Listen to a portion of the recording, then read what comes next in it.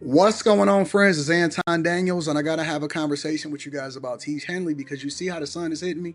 This is no finesse, no makeup, no filters, no none of that. This is 100% Tiege Hanley. I use it in the morning as soon as I get up, right after I pray and brush my teeth, jump in the shower, and I'm hitting the streets because you never get a second chance to make a first impression. So even though they're giving you 40% off your first order, 20% off for life, even though you may get a free gift, forget all that, right? Because we would do this even if it was full price because it's worth that much. I'm in the streets, I'm kicking it with people when I see Dusties everywhere. You don't want to be them. You want to separate yourself. And the way that you separate yourself is self care. Ladies get it for the fellas. Fellas don't wait for the ladies to get it for you. I'm about to hit the streets right now and I'm feeling confident. I'm feeling great. I mean, I already got confidence, but to have that extra boost of confidence, knowing that you've taken care of yourself and you set yourself apart from all of the rest of the sheep that's walking around making bad decisions on a daily basis. And it's reflected in their actions. It's reflected in the products that they use. It's reflected in the people that they follow. And so if you're trying to level up, if you're trying to make sure that you look good, they're going to send you the pack. They're going to give you all of the instructions on how you're supposed to use it. Then make sure you get your Tiege Hanley. Again, 40% off your first order, 20% off for life. Get your free gift. Make sure you tap in with your boy Anton Daniels because Unc is never going to lead you wrong. I would never have you use a product that I don't use myself. Again, they've been rocking with me for a long time. Make sure you get your Tiege Hanley. I love you. I appreciate you. I'm going to holler at you guys later.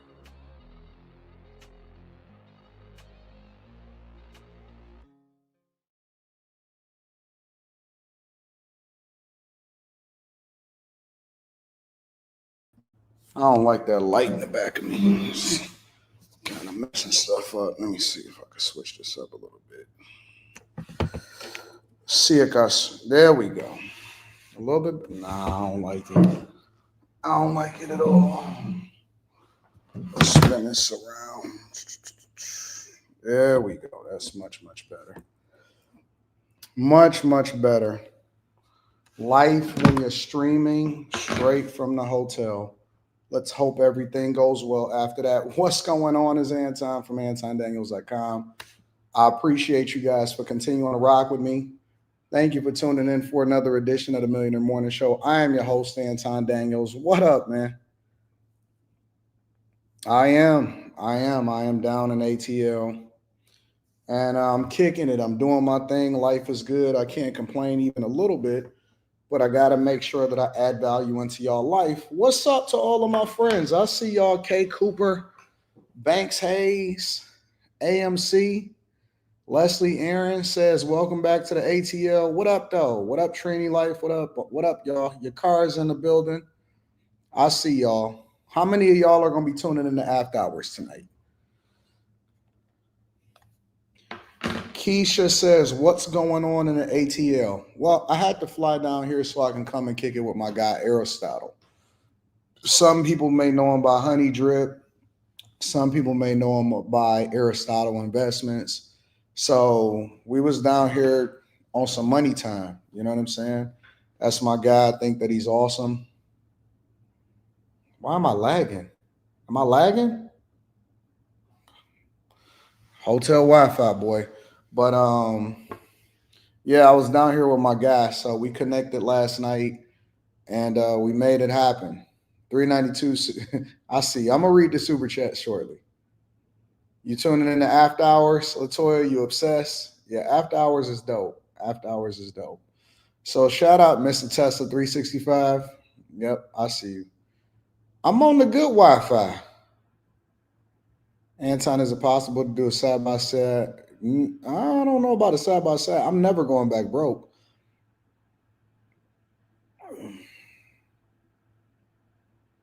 Never going back broke. I don't know. I'm not doing a hardwired connection, so we cool. Yeah, man. I was down in Atlanta. K Cooper says after hours is fire. Let's go, big dog. Yeah, I'm down here in Atlanta on some money time. So, coming down to see my guy. Shout out to the Legacy Center. Y'all know he bought the Legacy Center. And so we was just connecting and we was running it up and we talking about all of the new money plays and where the money at and where the opportunity is and everything like that. So we get into it. Thank you, Mel Love. I appreciate you. After Hours is legendary. Crash outs galore. NBA Anton never broke again. I catch the replay. All right, y'all. So y'all ready to get started with the show? We got a little bit of lagging, I see. So hopefully we can work our way through that. Shout out to the hotel Wi-Fi. And we're going to get it in. Let me see if I can read some of the super chats. Craig Robinson got a brother named Michelle. Y'all crazy. Let me see if I can read some of the super chats, and then we're going to go from there.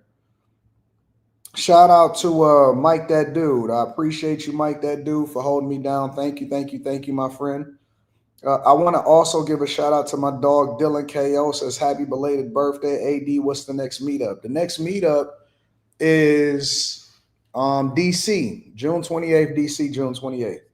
Mike That Dude, I appreciate you. Shout out to Marquita Davis. Says Grand Rising for breakfast. You buying me breakfast and lunch? All right, Marquita. All right, Mark, this is why I'm generous with the ladies, because the ladies are so generous with me. They always love showing me love and holding me down. And shout out to my dog, Spencer Campbell. I appreciate you, big dog. Thank you, Spencer Campbell. K. Cooper says, how do you feel about Shannon's story now?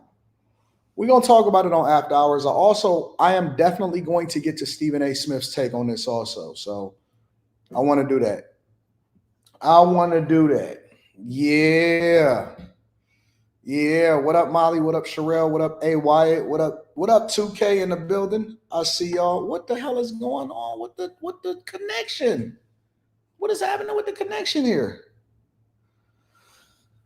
Let me read some of y'all super chats. See what's happening. You can tell I ain't in the studio. Abe the Hunter says, Q Diddy, what's the lottery numbers? Didn't he say her show was going to still generate content? Yeah, I think that she's doing really well from a content creation perspective. I have to say that I'm wrong on that. We're going to talk about that tonight on After Hours. Cascade tonight says 392Q. Catching a flight back to Detroit today. Here for one day, I got to get back to the city. Talks with 2K says Michelle Obama has created a new red table talk. She is. We're going to watch her destroy Obama. I'm going to literally bring this up. This is one of the subjects we're going to talk about on After Hours tonight, like Jada did. But if you need one of the After Hours, listen, 2K, if you want to come through, you always welcome, but we definitely going to talk Michelle Obama tonight. You see Dr. Umar video to Shannon? Man, listen, bro. Dr. Umar, I don't even believe that Dr. Umar is serious about life anymore. Dr. Umar Johnson, in my opinion, is truly a unserious, non-money getting, not capitalized off of the black community, not ever going to open up any school. I think that Umar Johnson is he should really get 100 lashes. Umar Johnson, in my opinion, deserves 100 lashes. He is so unserious about life, bro. Come visit Beaumont, California. All right, bet. I'm coming out there. 392Q says T-Mobile got that home internet you can travel with if you hardwire to your devices. I use it in my semi-truck, no lagging, good invest. All right, I'm going to look into that. I do need to get into that. I need to invest in something that I can really be reliable mobile and that I don't have to worry about my internet connection in the hotel. I think that Umar Johnson is truly an unserious person all the way across the board. Honest to God. I think that he is such a clown, bro. Don't nobody even take him. Like, people literally don't take him serious. Quentin said 2K ain't ish. Oh, Cash App. Like, he not even really adding value into the conversation. He talking about, I will forgive Shannon Sharp if he no longer talks to snow bunnies. Sir, I'm going to need you to fix your relationship with your daughter before you have any conversations with anybody else about relationships. I ain't even think about Umar Johnson. You said they say Umar smell like mildew. I can't speak on that. Come help me in STO. I need you. All right, I'll come to St. Louis. Y'all make a list for me of all of the places that I need to go to, and then I'm gonna be on tour all year long. All year long, at least 1 or 2 times a month, I'm gonna visit a different place to come and kick it with y'all. All right, y'all, let's get serious and let's get into the show. First things first that I want to deep dive into is these New Jersey wildfires. How many people is over in New Jersey? Y'all know about the New Jersey wildfires? Are y'all familiar with that? I've been watching it the last couple of days. It's not something that people have been people haven't really been talking about New Jersey for whatever reason. And we only think of wildfires from from the West Coast over in California. We don't really think about wildfires over in New Jersey, but let's spend 10 minutes so I can bring y'all up to speed on what's happening across the United States of America. New Jersey has wildfires, and it was started by a teenager. In the meantime, we turn to the other news this Wednesday night. The wildfire emergency in New Jersey at this hour, triggering air quality alerts all the way into New York City and Long Island for tonight and tomorrow. Look at the images tonight. More than 12,000 acres already burning, thousands forced to evacuate at this hour. The power is still out for many more. It could be the worst wildfire in New Jersey in 20 years. Trevor Roll on the scene for us. Tonight, a state of emergency in southern New Jersey, an explosive wildfire tripling in size in less than 24 hours. This could very well end up being the largest wildfire in New Jersey in 20 years. The Jones Road fire, reported around 9:45 Tuesday morning, about 90 miles south of New York City in Barnegat Township, quickly spreading to neighboring communities. Volunteer firefighter Mike Berger shooting this video on the scene. The flames jumping to Garden State Parkway during rush hour, officials forced to shut it down for miles overnight. This commercial building left in ruins, and authorities cutting power to some 25,000 homes and businesses. This fire right now is staying low to the ground. It's burning down in the brush. These are all the pine barrens down here, so there's plenty of fuel to make this fire burn. 3,000 people forced to flee. The authorities were knocking on everyone's door, letting us know to evacuate. Yanira Luna, one of many making use of emergency shelters. In just over a day, the Jones Road fire destroying 12,500 acres. A lot. And David, officials say new hotspots continue to pop up. You see several of them smoldering here behind me. Crews will be battling this fire for days, and it could char thousands more acres. David, Trevor Roll, thanks for being on the scene for us. Let's get right to Chief Meteorologist Lee Goldberg of our station here in New York, WABC. And Lee, as you heard, these air quality alerts spread right into New York City tonight and tomorrow. Indeed, David, and there's already a hint of haze in New York City, but skies could be a lot smokier tomorrow. Air quality alerts in effect near the fire in South Jersey, but they'll start at midnight in New York City, Long Island, the Hudson Valley. The winds are shifting. Let's track the smoke. It'll reach New York City during the late evening, but the winds strengthen during the day tomorrow, and that could spread some of that smoke all the way to the Hudson Valley and even into Connecticut, meaning poor air quality for really sensitive groups. Now, we'll get some rainy relief with this over the weekend. That's coming from a storm in the middle of the country. Severe weather tonight over the plains from Texas to Kansas, maybe some damaging winds and hail, scattered storms over the south. Let me spin over because they actually talk about how the fire started. I think that's one of the biggest things that a lot of people want to talk about also is exactly how did this fire start in the first place and how that's impacting different people. So let me share my screen with you guys on that, and then we can go ahead and have that conversation because I definitely want to keep y'all in the loop on what's going on out in these streets. All right, let me bring this up with y'all real quick. And right now, we are learning that a man has been charged with arson in connection to this. And you're taking a look right now at some of that footage we've been sharing with you over the past couple of days. But here's what we know as of right now. A man set wooden pallets on fire and failed to properly put them out in New Jersey's Pine Barrens, sparking a quick moving wildfire with smoke affecting the air quality in the New York City area. This is according to officials who just released this information today. Prosecutors saying that Joseph King, he's an Ocean Township resident, has been charged with aggravated arson and arson. Ocean County Prosecutor Bradley Billheimer and Department of Environmental Protection Commissioner Sean LaTourette said the man faces aggravated arson and arson charges in the southern New Jersey wildfire, which authorities say as of this morning has grown to more than 23 square miles. The prosecutor's office said the 19-year-old has no attorney listed yet. The fire in the southern part of New Jersey could continue to burn for days before rain later this week. So there you are. Somebody in the chat asked me and just asked it, and they said, is it a man or a teenager? Well, when you're 19 years old, you're considered a man, but you're still considered a teenager. So they're saying that it's a teenager. Let me go ahead and continue to play this. No one has been injured so far in the fire, and 5,000 residents were evacuated, but have been allowed to return home. A single commercial building and some vehicles were destroyed in the fire, while 12 structures remain threatened as of yesterday morning.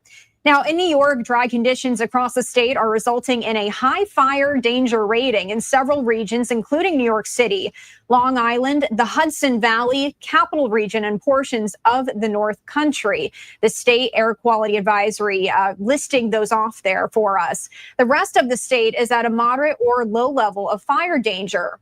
Officials saying the fire is believed to be the second worst in the last 2 decades, smaller only than a 2007 fire that burned 26 square miles. So they are saying that it is a teenager that started the fire, and he is 19 years old. He doesn't have a lawyer. I'm wondering how they're able to quickly find that out, though. You know what I'm saying? How were they able to so quickly figure out exactly who started it, when they started it, and then be able to already arrest them and then get to prosecuting them? Some people in the chat are saying that, oh man, nice try. Are we all conspiracy theorists at this point?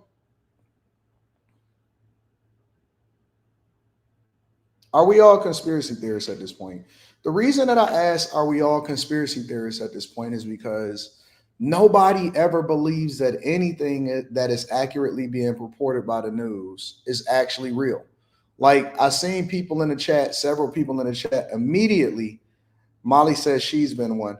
I've seen people in the chat immediately say, oh, nice try. Couldn't have been a teenager. Might have been intentional or whatever like that. Let me tell you why I actually believe it right now. The reason that I believe it is because what reason would they have? And I'm always using my C student level thinking. What reason do they have to have started this fire, considering that it's not like a lot of homes was burned down? I think that they said one commercial building and several cars or something like that. But what other reason would they have to set these wildfires? If you're talking about something like over in California, then I would consider more of a conspiracy theory situation, because, you know, it was a lot of homes. We got a lot of these smart cities. They can get a lot of funding from the federal government, insurance, that plays a role in it. You also got the World Cup and the 2026 Olympics coming up. So when you say, okay, yeah, maybe we can start to create a pattern that would be beneficial to a lot of people when it comes to conspiracy theories of what happened over in California, cool. But when we're actually talking about one commercial building and a few cars, but the majority of the people is evacuated, people are now starting to be able to get back to their homes. Yeah, worst one in 20 years, but not the worst one on record. I'm not sure that everything could be considered a conspiracy theory. If we talking about what happened in Hawaii, and, you know, a lot of that land being burned down, and now the developers and all of that stuff trying to swoop in and buy the people's land from them. Okay, yeah, I could start to have that conversation. I'm not tripping about that. But when we talking about, you know, Robert Dalton says there's always more to the story. Like what? Kelly says the fact that it was a regular white person and not a special white person, I believe it's legit. Where's Slimmy with the conspiracy theory? I wonder what he thinks. Most wildfires are started by humans. The thing that a lot of people say, and forest management is saying, is that you can do a controlled burn in order to prevent wildfires from spreading or starting, even if a human does do it and stuff like that. But again, you know, I'm not always in my conspiracy theory bag, because I don't think that this warrants a conspiracy theory. I think that this was just a bad wildfire. When certain natural disasters happen, when they don't implement rescue efforts, nobody ever talks about the levees over in New Orleans. For whatever reason, society just completely forgot about that. If we went back and we started to break down all of the different things that happened in history, and whether, you know, it was something to it, the falling of the levees, a lot of people saying that the levees was blown up. I don't know. I genuinely don't know. When I go back and I look at the old footage of it happening and stuff like that, you know what I'm saying? I'm like, yeah, that could have been a thing. They say it was dead bodies that was washed away, you know, and then I also look at the human element, right? And I say, well, are humans truly that evil to where they would actually destroy an entire town and let people get stranded on top of their homes, and alligators basically are chomping up and they never ever finding certain bodies and stuff like that? Are humans truly that evil in order to be able to get certain towns or real estate or to drown out a specific community? This, you know what I'm saying? In the 2000s, 2010s, 2020s and stuff like that. Are humans that evil? Do y'all believe that we are that evil to where on a mass scale, we would really concoct a plan to do something like that? Everybody is saying yes. Oh my God. I feel for humanity. I feel for humanity in that we are that. Y'all all think that we that evil? So basically y'all just said, go ahead and call Jesus and let him go ahead and take the wheel, huh? Night Jade says, have you not learned from history?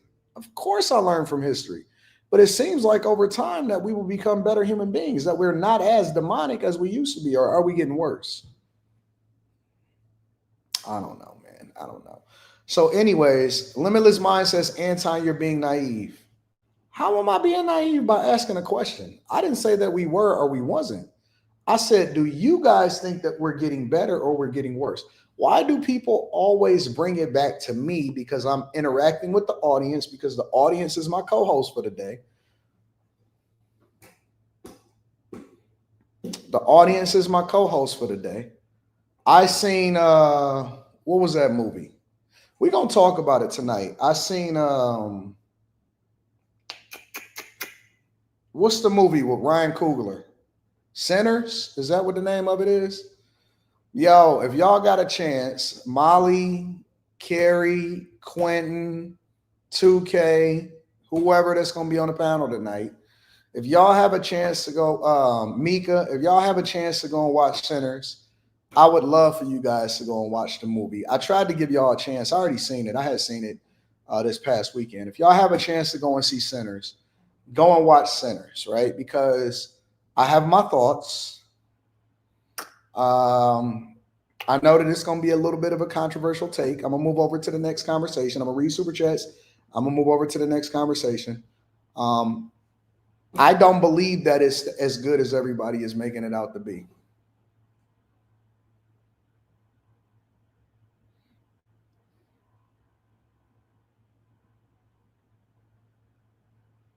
I did. I seen the movie and I forgot to. I don't believe. Listen, I know that everybody wants to jump on the bandwagon and say, oh, it's so great. It's so good. Maybe y'all not used to the horror segment, the horror genre.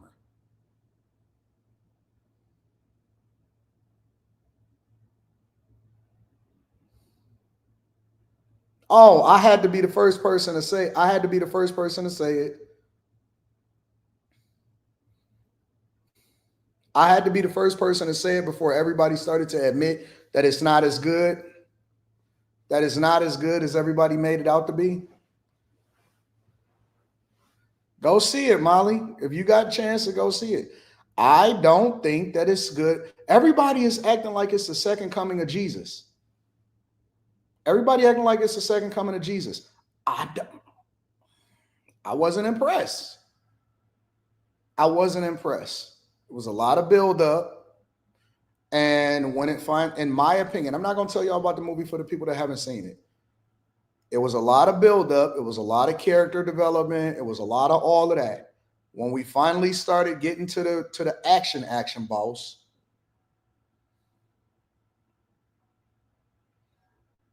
it was a lot of symbolism. You know what I'm saying? A lot of paying homage, all of this stuff.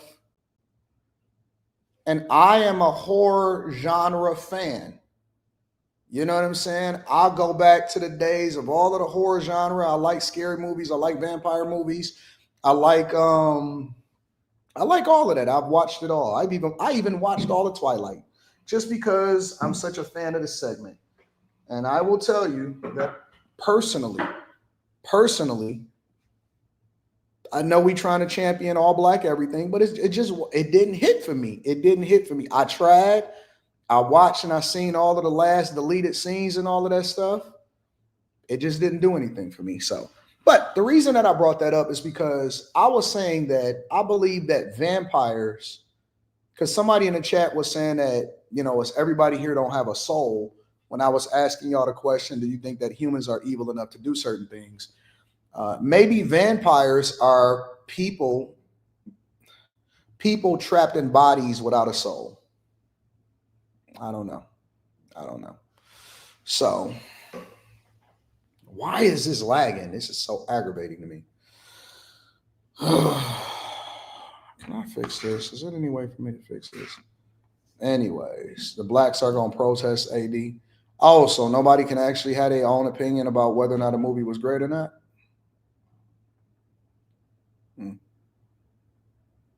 Interesting. All right, y'all. Let me go ahead and read some of the super chats, and then we're going to go from there. Detroit was great. Enjoyed watching the Tigers last Friday and Saturday. Also, Fort Henry Museum was amazing. Can't wait to go back in September. A lot of people are sleeping on Detroit. Detroit is an awesome place to visit. Shout out to Boomer Sooner. Craig G says 100 lashes for the Prince of Pan-Africanism. I'm from Chicago, and the migrants are back at Home Depot selling cooch and home services. They disappeared post-inauguration. I'm going to talk about that in the next segment. I'm with Slimmy. It's got to be the green laser, says Manuel AG. Advanced Perception says only you can prevent forest fires. This was a Pine Barrens fire, and we get them every couple of years now, like Cali. Shout out to Wesley Turner. I'm gonna get you gas gods in one moment. Centers was predictable. It like a degraded from dusk till dawn. Abundance Mindset says love of money is the root of all evil. Is the root to all evil. Color of Purple was scarier than Sinners. It wasn't scary at all. Jonathan Majors and Magazine Dreams was Oscar worthy. I haven't seen Magazine Dreams. That's the bodybuilding movie, right? Chadford Morris says it was the individual character development in the movie that made it good. Vamps were a small part of the movie. A good movie to me due to the story. Y'all make up anything just to say something was good to support the black community. And I'm with it. I'm cool. Shout out to Gas God says humans are absolutely evil. So I shouldn't be giving people the benefit of the doubt anymore, is what y'all telling me. All right. Thank you, Gas God. Shout out to you for the 100 ball. I appreciate you. Make sure y'all hit a like for the algorithm, subscribe to the channel, and turn on your notifications. I'm going to read and check my super chat shortly. All right. All right. Taking your St. Louis tip. But Gas guys, you running it up like that? You throwing two back to back? Back to back? All right, Gas guys. Thank you, bro. Thank you. Somebody in the chat says From Dusk Till Dawn is a classic. I disagree with you. Do we have to have a movie night? A movie night tonight? I disagree with you. From Dusk Till Dawn, half of the movie is classic. That's it. The part where the actual vampires came out is what ruined the movie itself. With George Clooney and Quentin Tarantino, and in the beginning where he was actually a demonic person and he wound up getting into the whole shootout and them trying to get over to Mexico and all of that stuff and being in the van with the family and all that, that character development was crazy. It was a phenomenal movie. When the actual vampires came out and they start playing the guitar on the man and made him a vampire and shit, I said, what the fuck is this? What is this? What is this? No. From Dusk Till Dawn is one half of the movie is classic. The other half of the movie is trash. When they made the man, the human, into a guitar and the vampire was playing them inside of the club, I said, no, they didn't just ruin a good movie. No, they did not just ruin a good movie. All the way up until when Selma Hayek was dancing and she was fine, man, they had a straight up classic all the way up until Selma Hayek turned into a vampire. I said, get this out of here, bro. This is trash. Had to turn it off and come back and watch it and finish it the next one. I couldn't believe it. I couldn't believe what I was seeing. Absolutely garbage after that. So yeah, it was It was good up until that. After that point, I was like, nah. Thank you to Gas Guys. I appreciate you. Let's go ahead and continue into the show.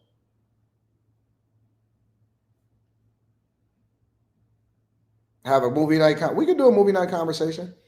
I would do a movie night conversation after. It would have to be off. Like, it would have to be on like a Saturday or Sunday or like a Wednesday when I don't have to stream, so that we could just have a good time. Lost Boys was probably one of the greatest vampire movies of all time. All right, so we got to the New Jersey World Fires. I want to get to this because I meant to get to it yesterday, but I was so busy talking about Chicago's $1 billion+ budget deficit and how they were going to go bankrupt eventually. But I actually want to get to this, right? Because people are fed up with crime in Chicago, right? And one of the things that's happening in Chicago is that people are still getting robbed at gunpoint. But it's not just in Chicago. It's in the more affluent areas in and around the entire city. It's in some of the most affluent areas in and around the entire city.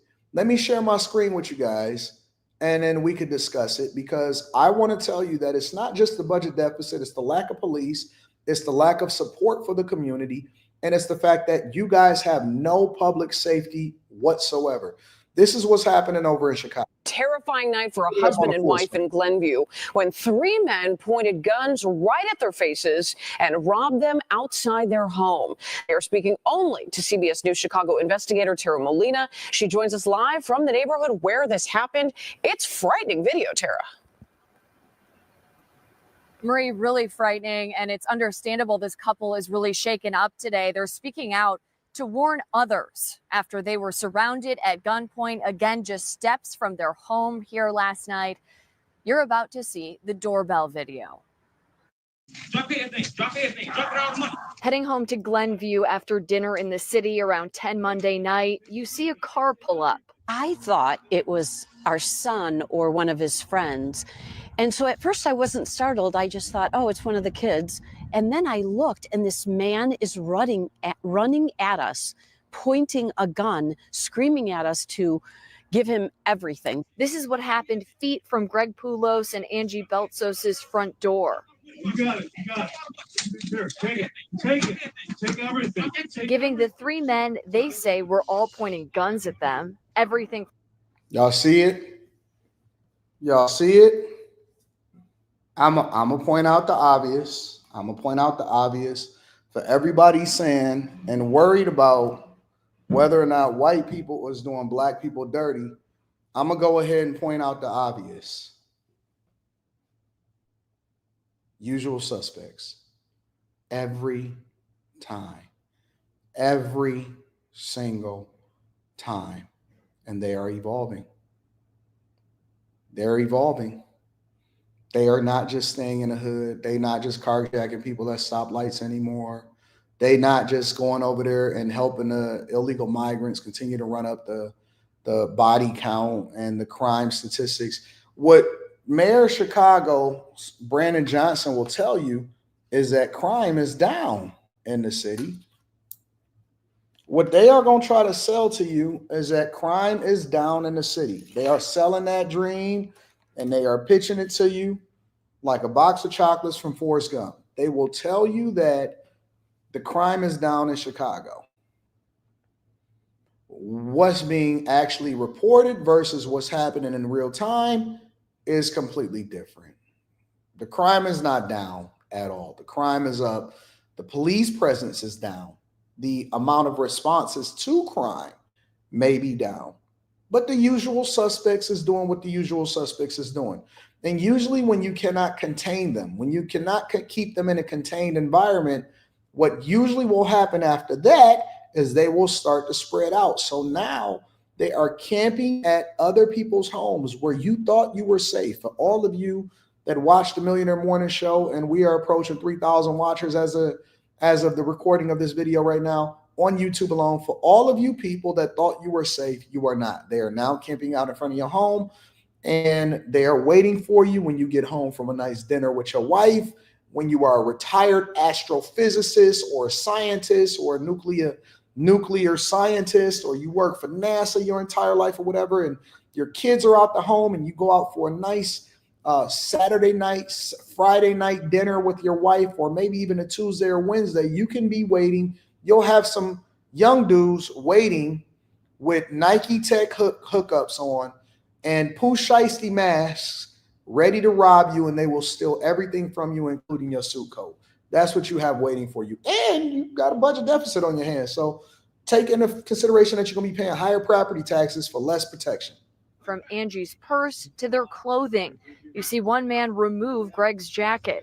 There was no calm, but I was, in my mind, I was always taught by my father, just give whatever they want, give them what they want, and your life is far more valuable. They tell me it was actually worse than it looks. The entire thing wasn't caught on camera. After they were robbed, then they had us lie down on our stomachs and pointing guns at us. And I thought, oh my gosh, is this how it's going to end today? Still in shock, less than 24 hours later. For a moment, they were standing there and they ran off. To their knowledge, the first incident of its kind in this area. These things they're not good anywhere. They're not good in the city, on the south side, on the north side, but people have become much more brazen and they need to be held accountable. Glenview police say the three men sped out of the neighborhood in a Jaguar SUV. The car later found abandoned and empty in Chicago. Chicago police had... They better than the Tesla protester firebombers. The Tesla protester firebombers, they rookies compared to how they've been conditioned over in Chicago to go out and do crime. Yeah. Everybody know in the hood that you never do crime in your own car because you got cameras. They're going to catch a license plate, even if it's your car, and you don't use it, even if you take the license plate out. They already know. The Tesla firebombers, they was out there. They just drove up 5 blocks away, walked up, put a mask on, get their Molotovs, and went over there and torched a couple of cars. That is covered by insurance. And now they're facing domestic terrorism charges. These guys are experts. Absolutely. They know no fingerprints, file off the gun just in case they have to make an example out of you. Make sure that you get the Stoli, right? The Stoli is going to be the getaway car, and they can dump that. They're going to go and burn the Stoli just in case it's any hair follicles, fibers, fingerprints, nothing. They're going to burn the Stoli. So they went and carjacked somebody. They go out, carjack somebody, use the Stoli to go and then plot and carjack you. Before you even report it stolen, the Stoli is now going to be used as the getaway car. The getaway car is then going to be burned to hell so that there's no evidence, and then they repeat the cycle. Then these guys are experts. This isn't nothing new. This is an expert. These guys are like the town. They are Ben Affleck in the town. This is what they were bred. This is the play. This is how it goes. You a rookie if you think you playing catch up. Nothing to share today. Glenview police wouldn't go on camera or address our questions, but say they're investigating. This couple hopes sharing their story helps someone else. The surprise factor is something that no one can be ready for or prepare. And we know who they are in the hood. Everybody in the hood know exactly who they are. Everybody in the hood know who the people are that are committing some of the most egregious crimes. And guess what? Shh. No snitching, dog. No snitch. We got to keep it real. We got to stay on code. Hey, listen, let's go get this GoFundMe together. Let's go protest on behalf of, let's make it a race war when it comes to Austin Metcalf and Carmelo Anthony. Yeah. White people. It's always white people. We don't commit crimes. We don't do it against ourselves. We not the ones that do it. It's not us. We don't have to fix our own community. We can riot. We can go and destroy everybody.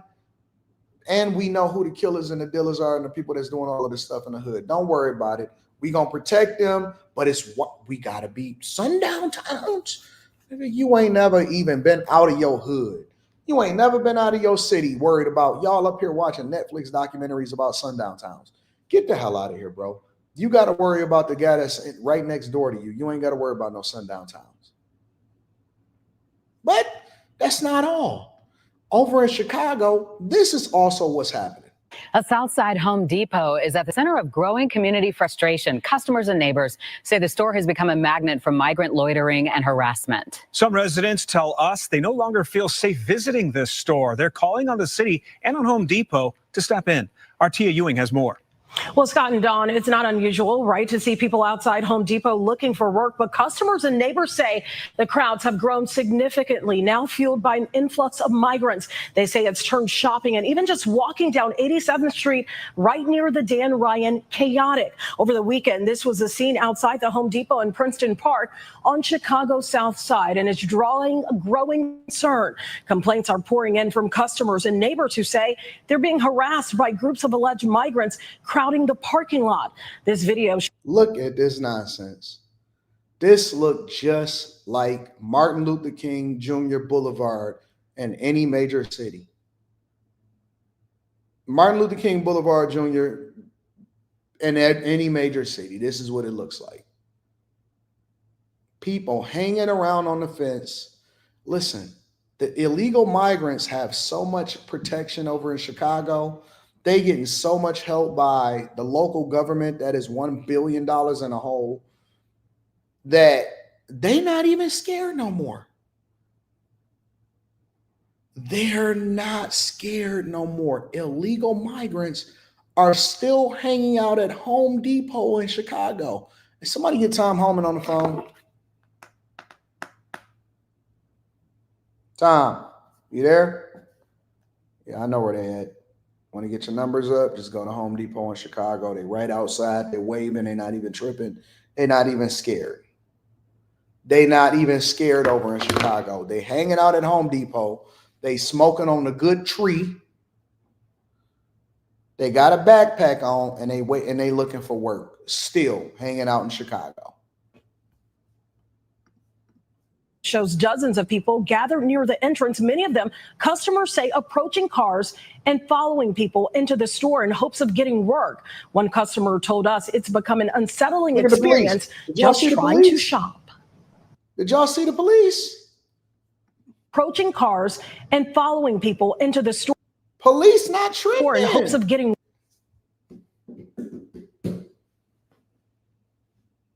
They don't run. They don't hide. They not trying to figure it out. They not worried about going to get deported to El Salvador. They not worried about nothing. They chilling. They chilling. The police ain't tripping. Ain't nobody stopping them. Ain't nobody trying to hold them down. Everybody comfortable in Chicago, doing what they want to do when they want to do.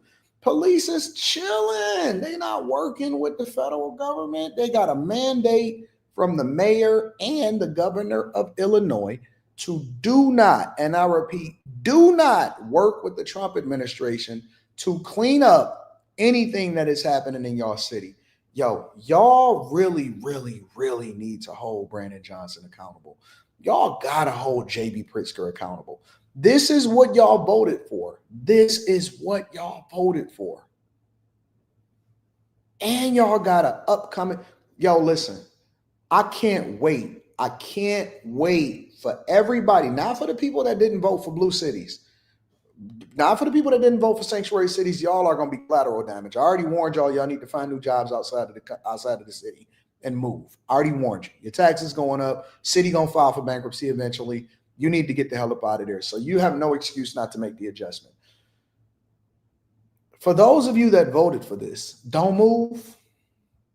That advice wasn't for you. Don't pass go. Don't collect $200. Don't even flip. Don't even flip. Just chill. Just wait. Wait on it. Wait for everything to get better under your current administration, since this is what you voted for. Don't even trip. Just let it rock and let's just see what happens. I know it's going to get better. Don't worry about it. You got it. Stay there. Stay right there. Don't move to nowhere. Don't go look for the brighter pastures, better opportunities.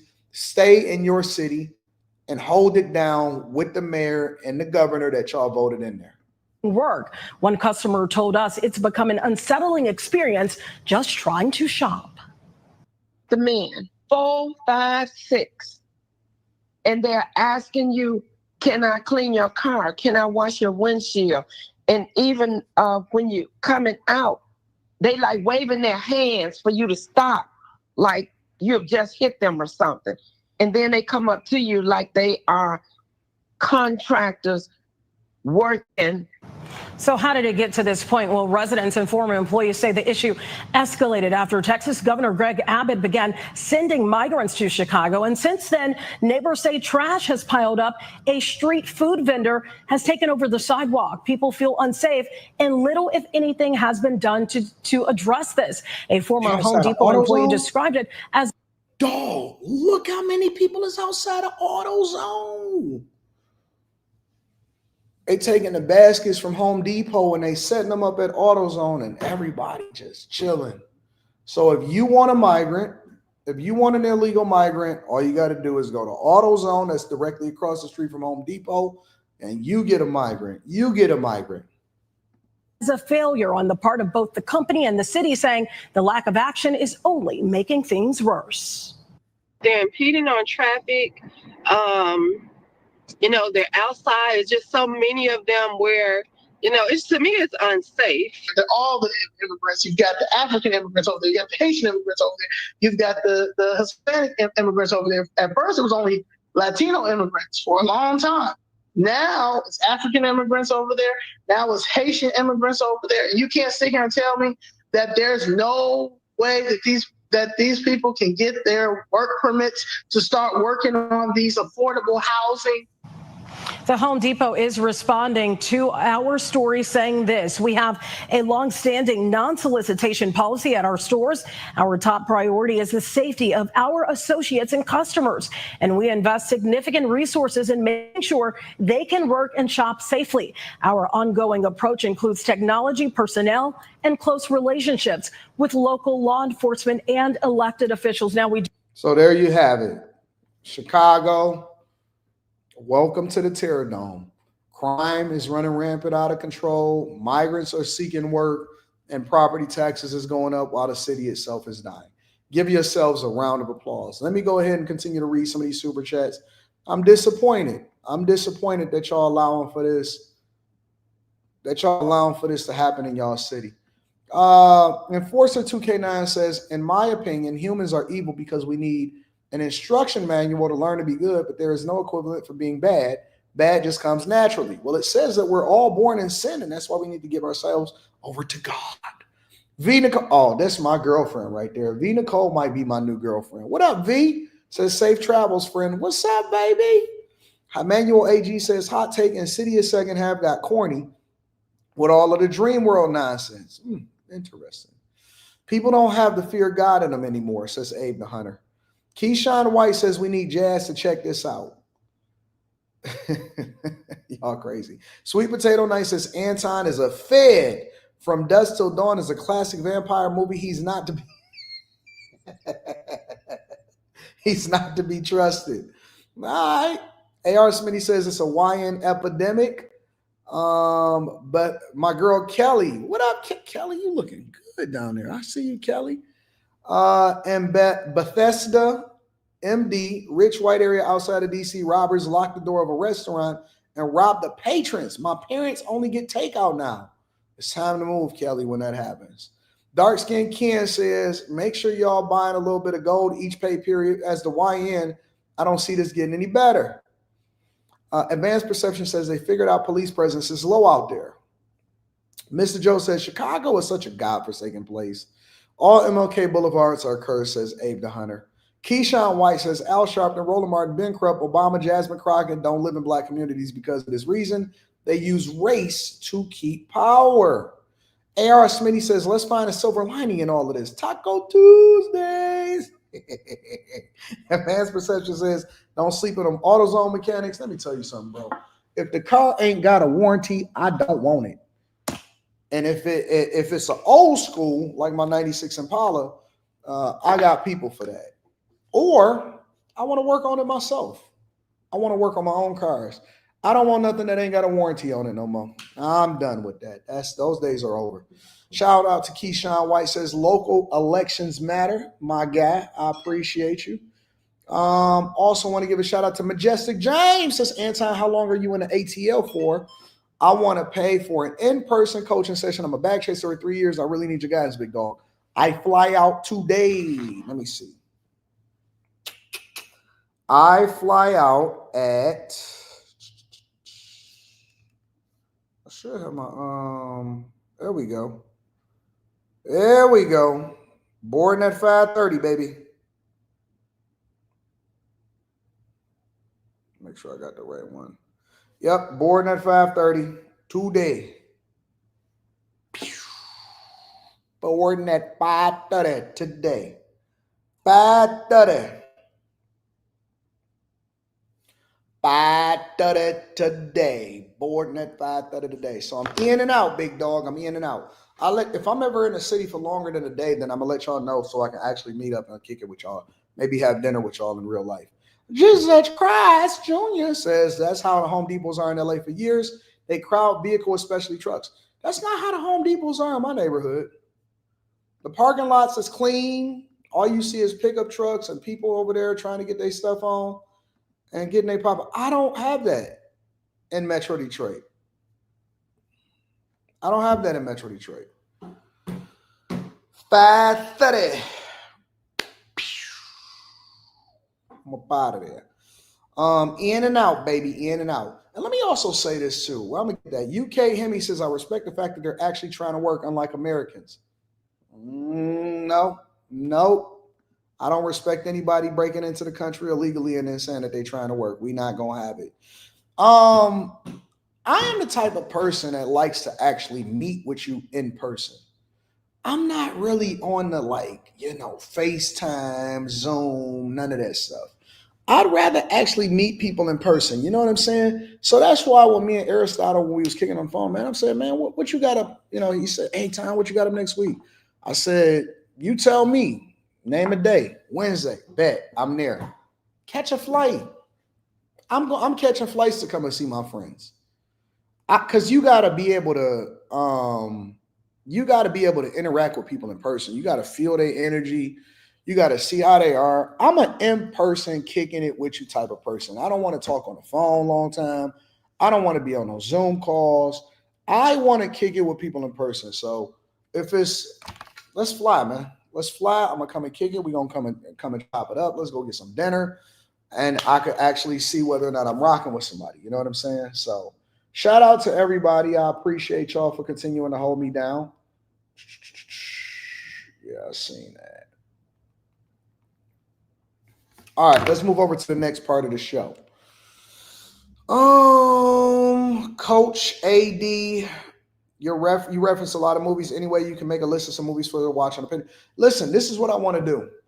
I think that I'm going to start giving assignments. So before we do movie night, before we start to discuss, I want to talk about new movies and old movies. All right.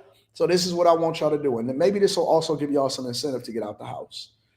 I'm going to preface it. So I'm going to look at what's coming out. I don't want it to just be the big movies. I want it to be niche movies. I want it to be all of that. So I'm going to give a list of like two or three different movies for people to go and watch. And then we could discuss it on like a Saturday or a Wednesday or a Sunday night or something. Anytime that we're not streaming in the Patreon, we can kick it and we can debate how y'all actually feel about it. Maybe we'll create a whole channel around it.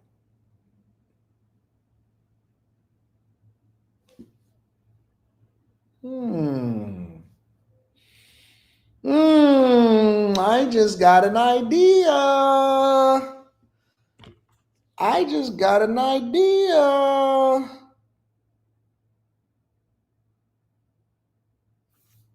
Maybe we could just create a whole channel around it and debate movie reviews.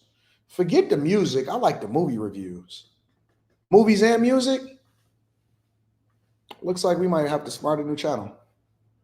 Y'all tell me what y'all think about that. Y'all think that I should start a new channel, and then the people that actually want to like talk real movies and movie reviews, and maybe we'll have a couple people from the audience as a special guest that actually went and watched the movies also. And that way, when we see stuff coming out, and then we can actually do our own movie reviews. I like Anton's Culture Clash.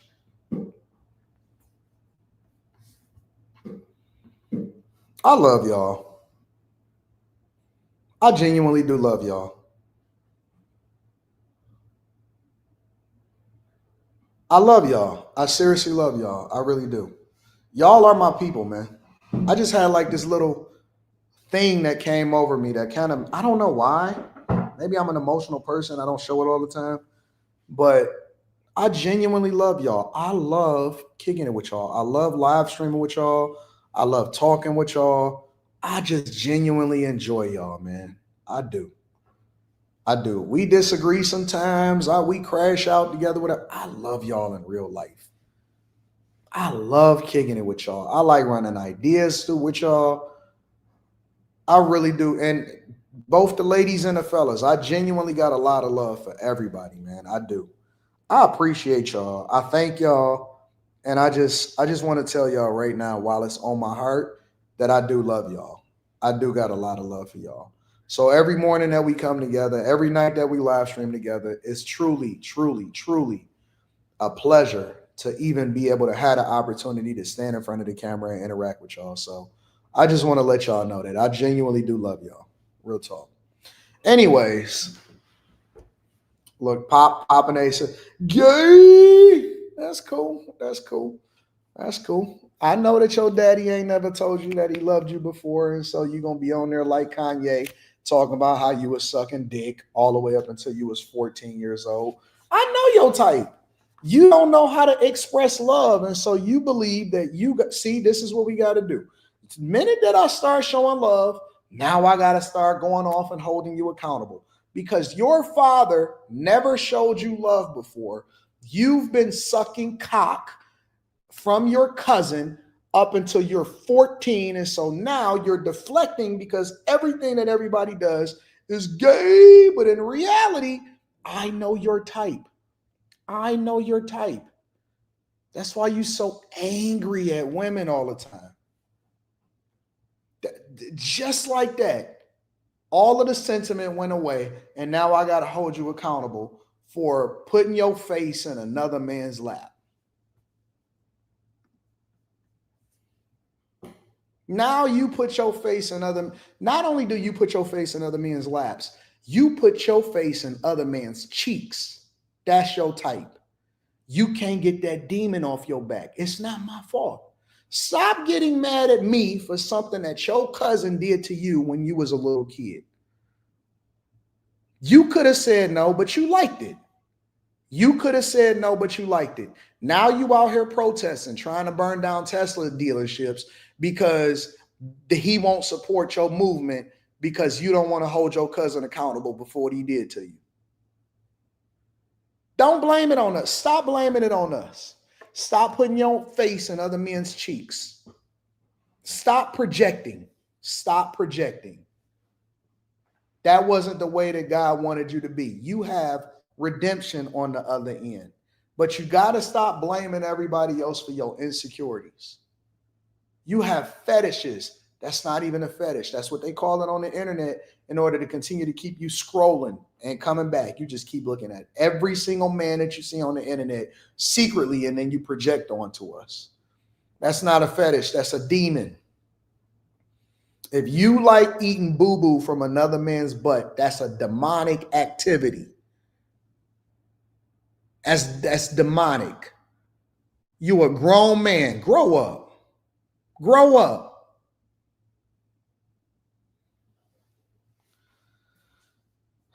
Oat milk. How do we get here?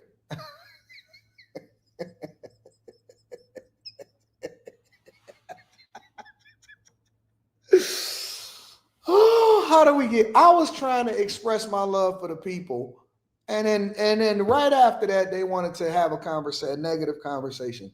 Make sure you hit Lord, rebuke eating butt, men on man butt eating, in Jesus' name. Let's continue on with the show. Let me read a couple of super chats. Dark Skinned Ken says, Kelly Corinne, I have a meeting with you at 11:15. You work for Comcast BNS? I'm gonna send the YNs to your airport. They can't get in. I'm in a special part. Coach AD says, Raphael, you reference a lot of movies. Anyway, can you make a list of good movies for us to watch on Patreon? Facts. Absolutely. Pookie's friend Ray Ray says, y'all hear the black woman who pretended to be an ICE agent to try to kidnap her ex-boyfriend's new Spanish wife? What? Parabellum Film Club says, I'm down to debate movies. All right. I like that. Bet. Brian Wilson says, AD, I'm a wedding reality show filmmaker. I'm all about film, but Sinners has so many flaws. Talk about it. Like the fighting scene. Who was they killing? And these vampires didn't even have no special abilities. They could jump in the air, but I ain't gonna say nothing. Let me be quiet. Pierre says, AD says he loves y'all, but he wants your girl. Facts. No, only the ones that's being feminine. Jason Johnson says you should go to Chicago cancel. You should go to a Chicago cancel meeting. Papa Nail, Shelly says, damn, Anton doing me bad like this. Shout out to you, King. No, listen, we just have to, it's not personal. Everybody gonna get these jokes. Everybody can get the jokes. I am an equal accountability joke giver. Totally about nonsense. Just landed my first job in accounting. I don't have my thing today, so I just got to hit you with this. I have night school for cybersecurity. I'm a bag chaser. Let's get to the bag. Shout out to Totally About Nothing. Make sure y'all tap into the Patreon. Link is in the description. I am a huge horror nerd. Found footage, my fave. Shout out to Night Jade. Duran Lee says that's a dookie demon. AD, why you putting Ye's business out like that? He put it out like that. Did y'all see his Twitter rants? I said, I'm not even messing with Ye no more. I'm not messing with Ye no more. I'm not doing it. Not jizz and truffle butter smoothies.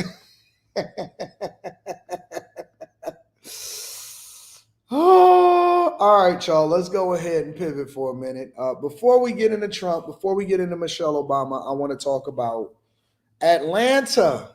So I've been going city to city, state to state, trying to understand after Mississippi determined that they were going to try to abolish property taxes. Shout out to Mississippi operating at a budget surplus, a huge, massive budget surplus. Now we got Los Angeles saying we had a budget deficit. We got to lay off. We got Chicago. We had a budget deficit. We got to lay off. Whole states, California, trying to figure out how they can cut resources. And then as a result, instead of getting their whole budget taken care of, they want to try to sue the Trump administration as though their budget wasn't already messed up way before Trump came into office. But similarly, Atlanta, the city that I'm in right now, has a $20 million projected budget deficit. It is confirmed. I wanted to wait before I even had this conversation with you guys. It is confirmed that Atlanta has a budget deficit, and it is potentially going to be growing every single year until they start making different decisions. Check it out. Atlanta city leaders have a problem. They're trying to figure out how to solve a multi-million-dollar budget deficit. As the mayor works on a new budget, they've hinted that layoffs and cuts could be on the way. Fox 5's Rob DiRienzo joins us now at the live desk. Rob, break down what this means for taxpayers. Hey, Courtney, Tom, good evening to you both. Well, this will be one of the more challenging budget seasons for the city of Atlanta. This year's budget is in the red by $20 million. That means with this new budget, officials will have to make some tough decisions. Atlanta City Hall is looking to tighten its belt, facing a $20 million shortfall, potential layoffs, and economic uncertainty. It's going to be a contraction from prior years.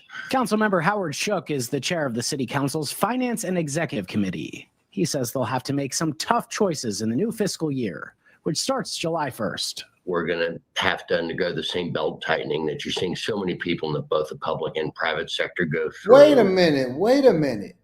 But the Trump administration came into office and said, let's create the Department of Government Efficiency. Let's do audits, and let's actually proactively make sure that we don't have fraud, waste, and abuse.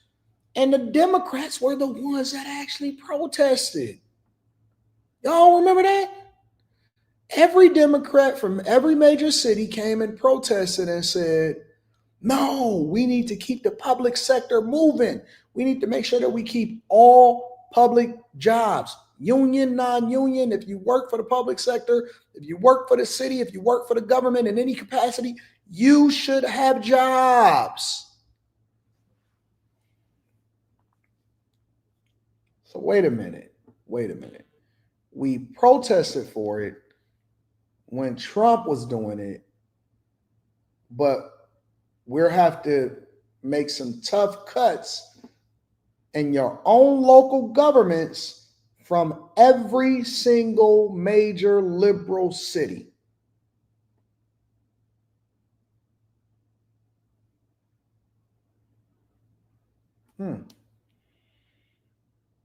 So you guys can make tough decisions because you have a budget deficit. But on a federal level, we're just supposed to make sure that we take care of y'all from a taxpayer perspective. Okay, interesting. So how did the city end up $20 million in the red? Shook says the snowstorms, President Jimmy Carter's funeral, and security for the new police training center got expensive real quick. Wait a minute. Did they just blame it on Jimmy Carter's funeral?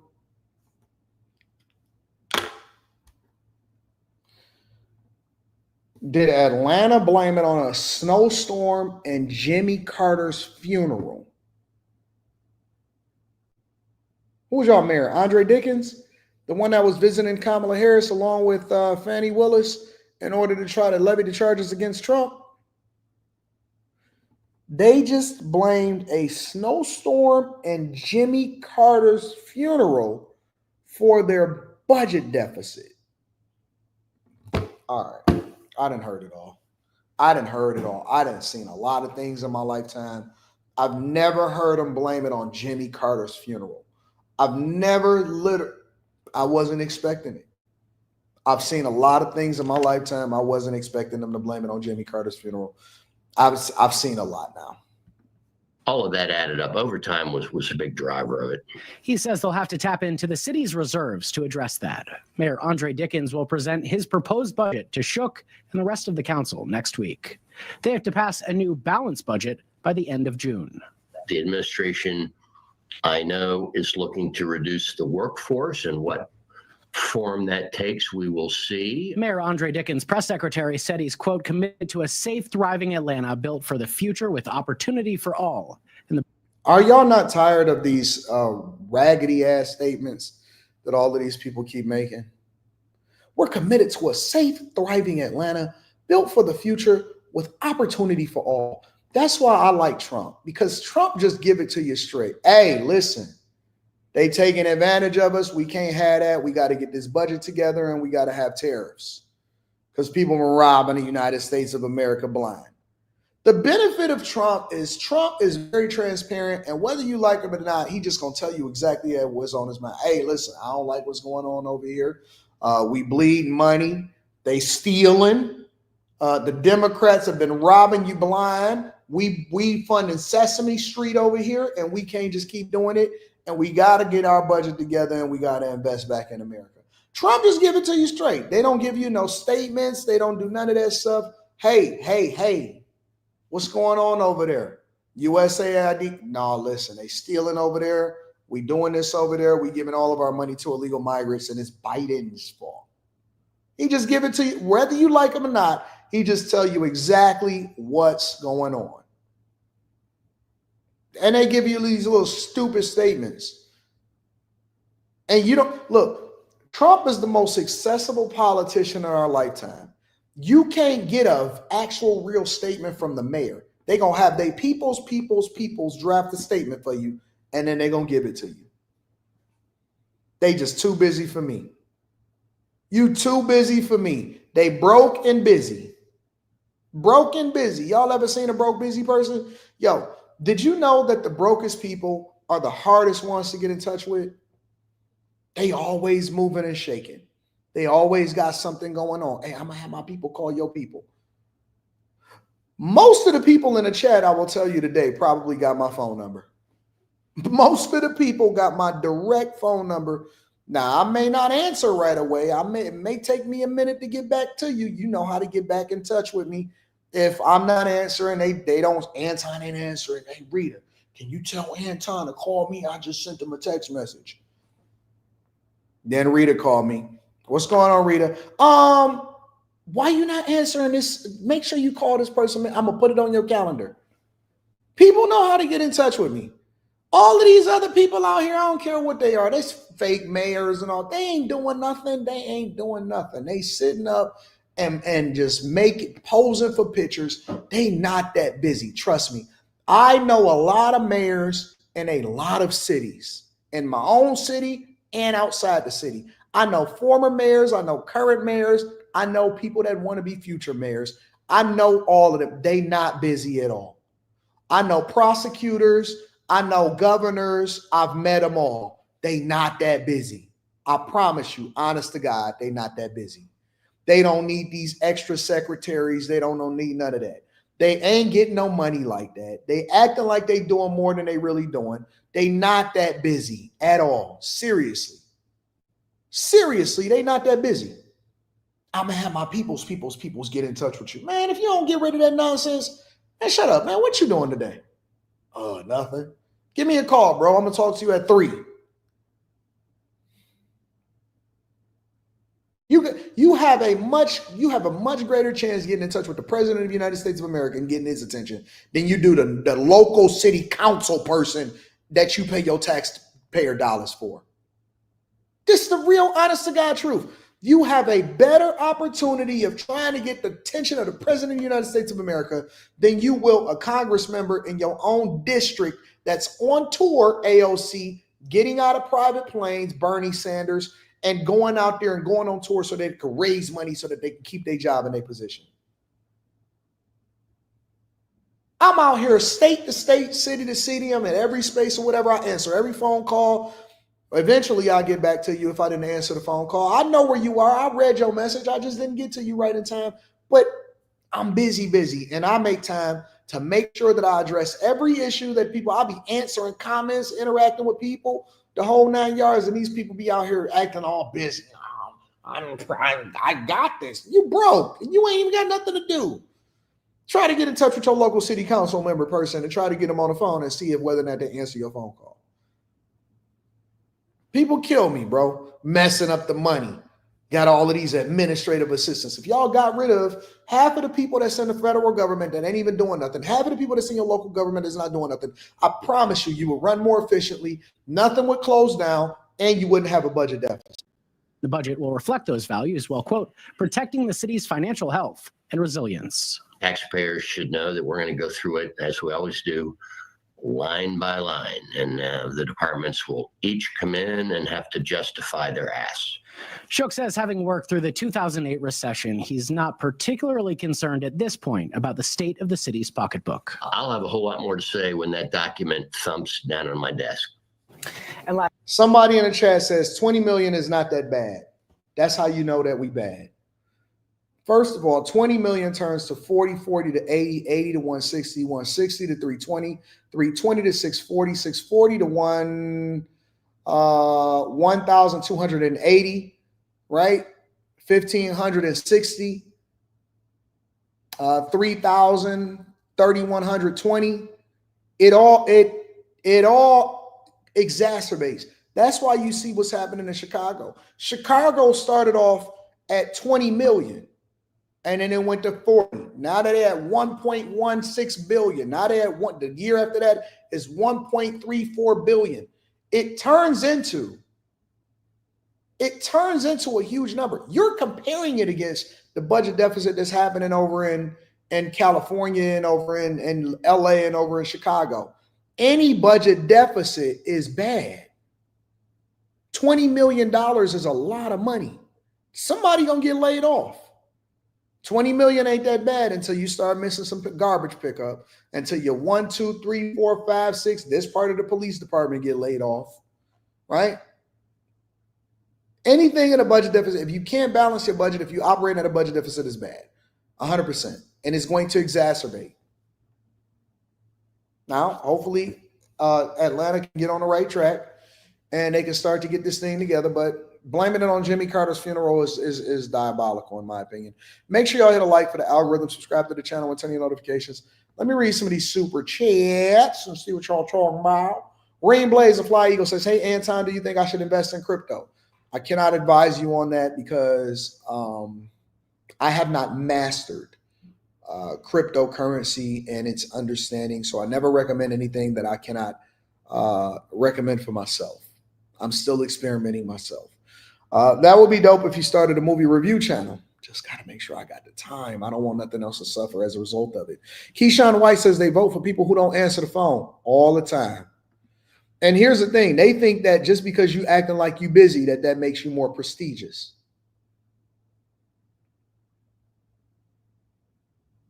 You know what I'm saying, Truth Seeker? Anyways, make sure y'all hit a like for the algorithm, subscribe to the channel, and turn your notification. Trump is thanking Elon Musk.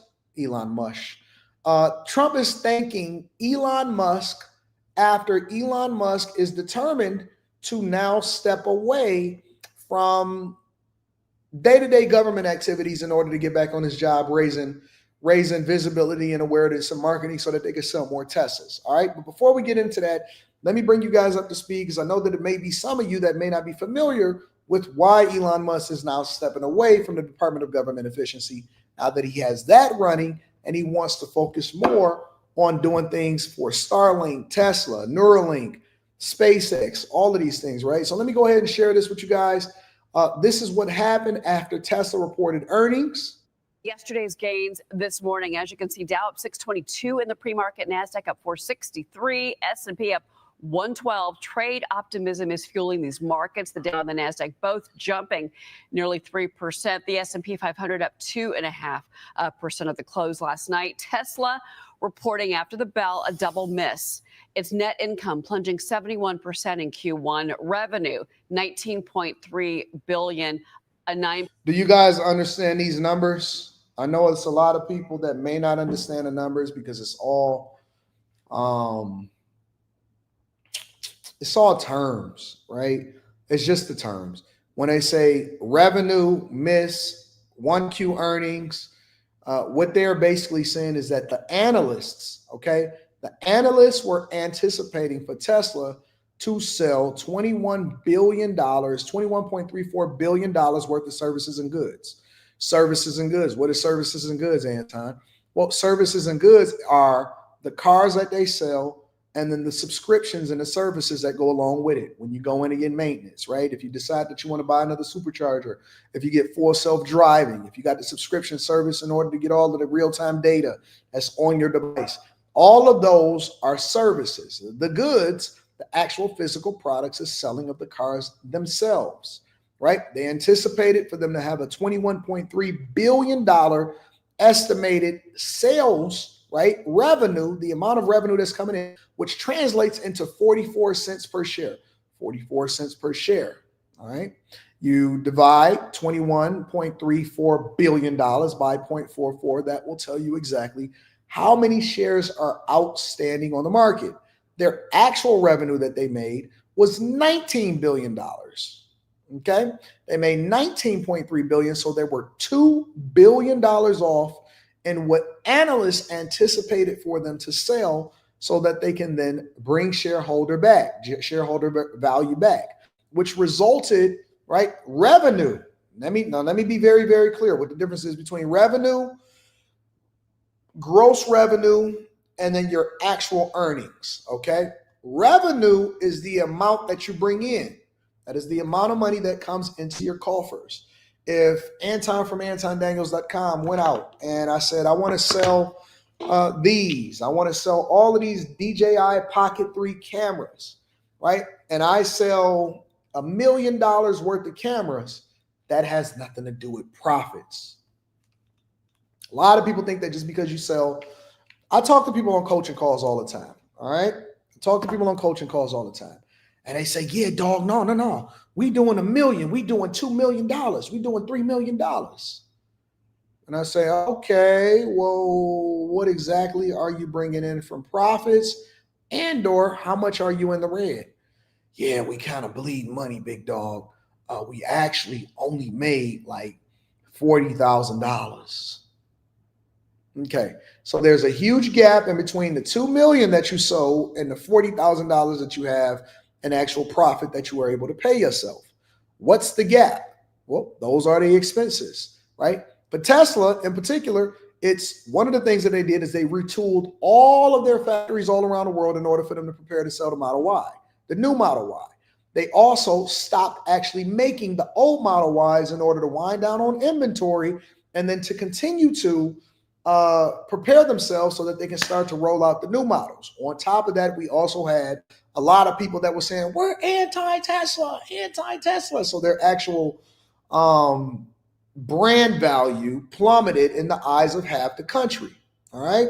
You also got factories, you got workers, you got salaries, you got engineers, you got all of these things. So that is then the difference in whatever it is, the cost to build the cars, the materials, whatever that is the difference between revenue versus profit. All right. So their revenue, I believe, is like 19.34 billion. Their profit was closer to $400 million. Right? When we go through on Stock Club, make sure y'all join the Patreon, link is in the description. When we go through on Stock Club, and I broke down, for example, the grocery store market. The grocery business has very, very, very, very, very thin profit margins. So they may sell $1 billion worth of revenue. Y'all say, oh my God, look how much Kroger made. No, Kroger may only make $19 million on $1 billion in sales. For whatever reason, their costs were the difference between what you did in revenue versus what you actually took home in profit, right? So when they say Tesla's profit dropped 71%, that means that's how much they actually profited in sales in the first quarter. Now, y'all got to remember, these companies report quarterly, meaning that every 3 months, they do a sales call and say, hey, listen, we sold 20 billion, we sold 19 billion. So Tesla's probably anticipating somewhere in the 80 to 90 billion dollars in sales and revenue for the year, because this was only one quarter. So Tesla may have had a 421 million, I don't remember exactly what the numbers are, $421 million in this quarter. They are still solidly profitable, even with all of the headwinds. And I'm not going to get into Stock Club conversation because I'm not going to start to deep dive into that. That's exclusive. You might want to tap into Stock Club, and then we're going to show you how to read the charts and what companies that we invest in, how we're going to pivot, how we're going to capitalize off of what's happening politically. Completely different conversation. But I want you guys to understand, I don't want you to look at this and say, I don't get it. Okay, I'm only going to listen to the basic information of whether do we like Elon Musk or not.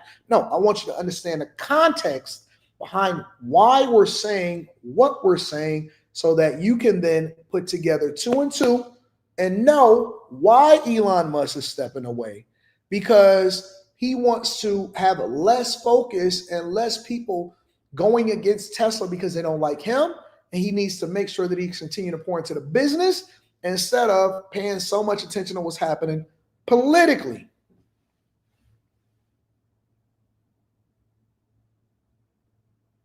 All right.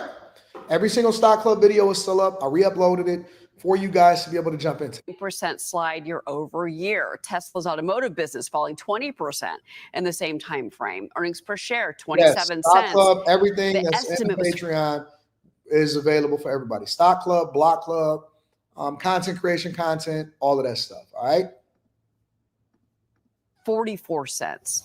Tesla stock, however, is up 6.35% this morning because CEO. Now, why would the stock be up?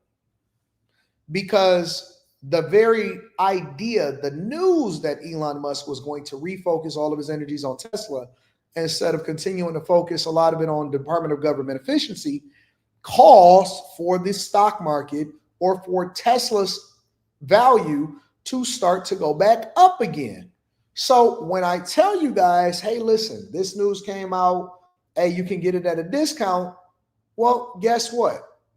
If it jumps 6.5% in pre-market trading, and then when it opens up, whatever it does, what it does, that is then the profit between what you bought it for versus what the value of it is at that particular moment.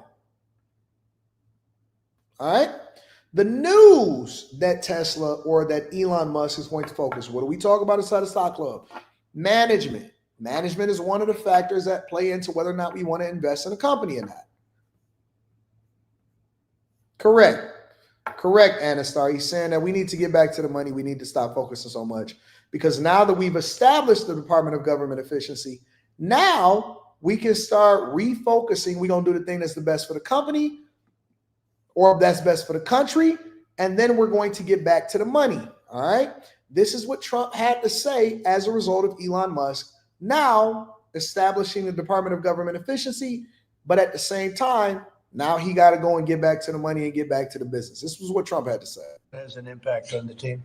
Please. Sir, thank you, sir. Elon Musk said he'll be stepping back from his work with DOGE a little bit and only get dedicating maybe a day or two a week to it. How long would you like to see that continue, and how involved would you like to see him continue to be out? Well, first of all, I can't speak more highly about any individual. He's an incredible guy. He's a brilliant guy. He's a wonderful person. I agree, Peter. I've seen him with his family. I've seen him with a lot of his children. He's got a lot of children. He treats them good. He loves his children. But he's a brilliant guy, and he was a tremendous help, both in the campaign and in what he's done with DOGE. And, you know, we're talking about almost $200 billion and rising fast, because many of the things that we were looking at are now being found out to be fact. It's terrible. I mean, the fraud, the waste, the abuse, the everything that's happened is just terrible. So I also know that he was treated very unfairly by I guess you'd call it the public, by some of the public, not by all of it. I say he makes an incredible car, makes everything he does is good, but they took it out on Tesla. And I just thought it was so unfair because he's trying to help the country, but he has helped the country. I also want him to make sure that he's going to be in great shape. And I know he is. I mean, he's going to do great. He loves the country. He didn't need to do this. He did it. And I told him, I said, you know, whenever you're ready, I'd like to keep him for a long time, but whenever you're ready, he's an exceptional guy. When you see those rockets go up and come back and land in the same gantry, nobody else can do that but this man. So he's just an incredible person, and he's a friend of mine, and he's a nice person, too. He's a very nice person. He really helped the country, saved us a lot of money. And I heard him say that he'll start easing, he was always at this time going to ease out. And when he goes back to Tesla, that'll be taken care of.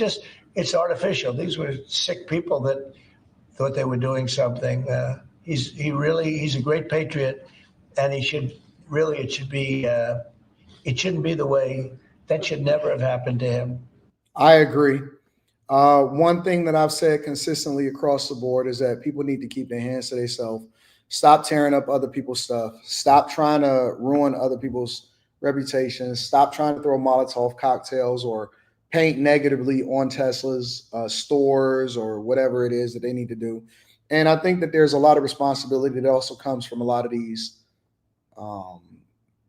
Congress people like Jasmine Crockett and AOC and Bernie Sanders and all of that. But Trump is basically thanking Elon Musk for making a sacrifice. And you have to think that Elon Musk understood the sacrifice that was going to come along with being in the Department of Government Efficiency and playing such a huge role in what goes on in the federal government. But I think that he is truly one of the best people to make that sacrifice, knowing that it was going to temporarily come at the expense of your own net worth.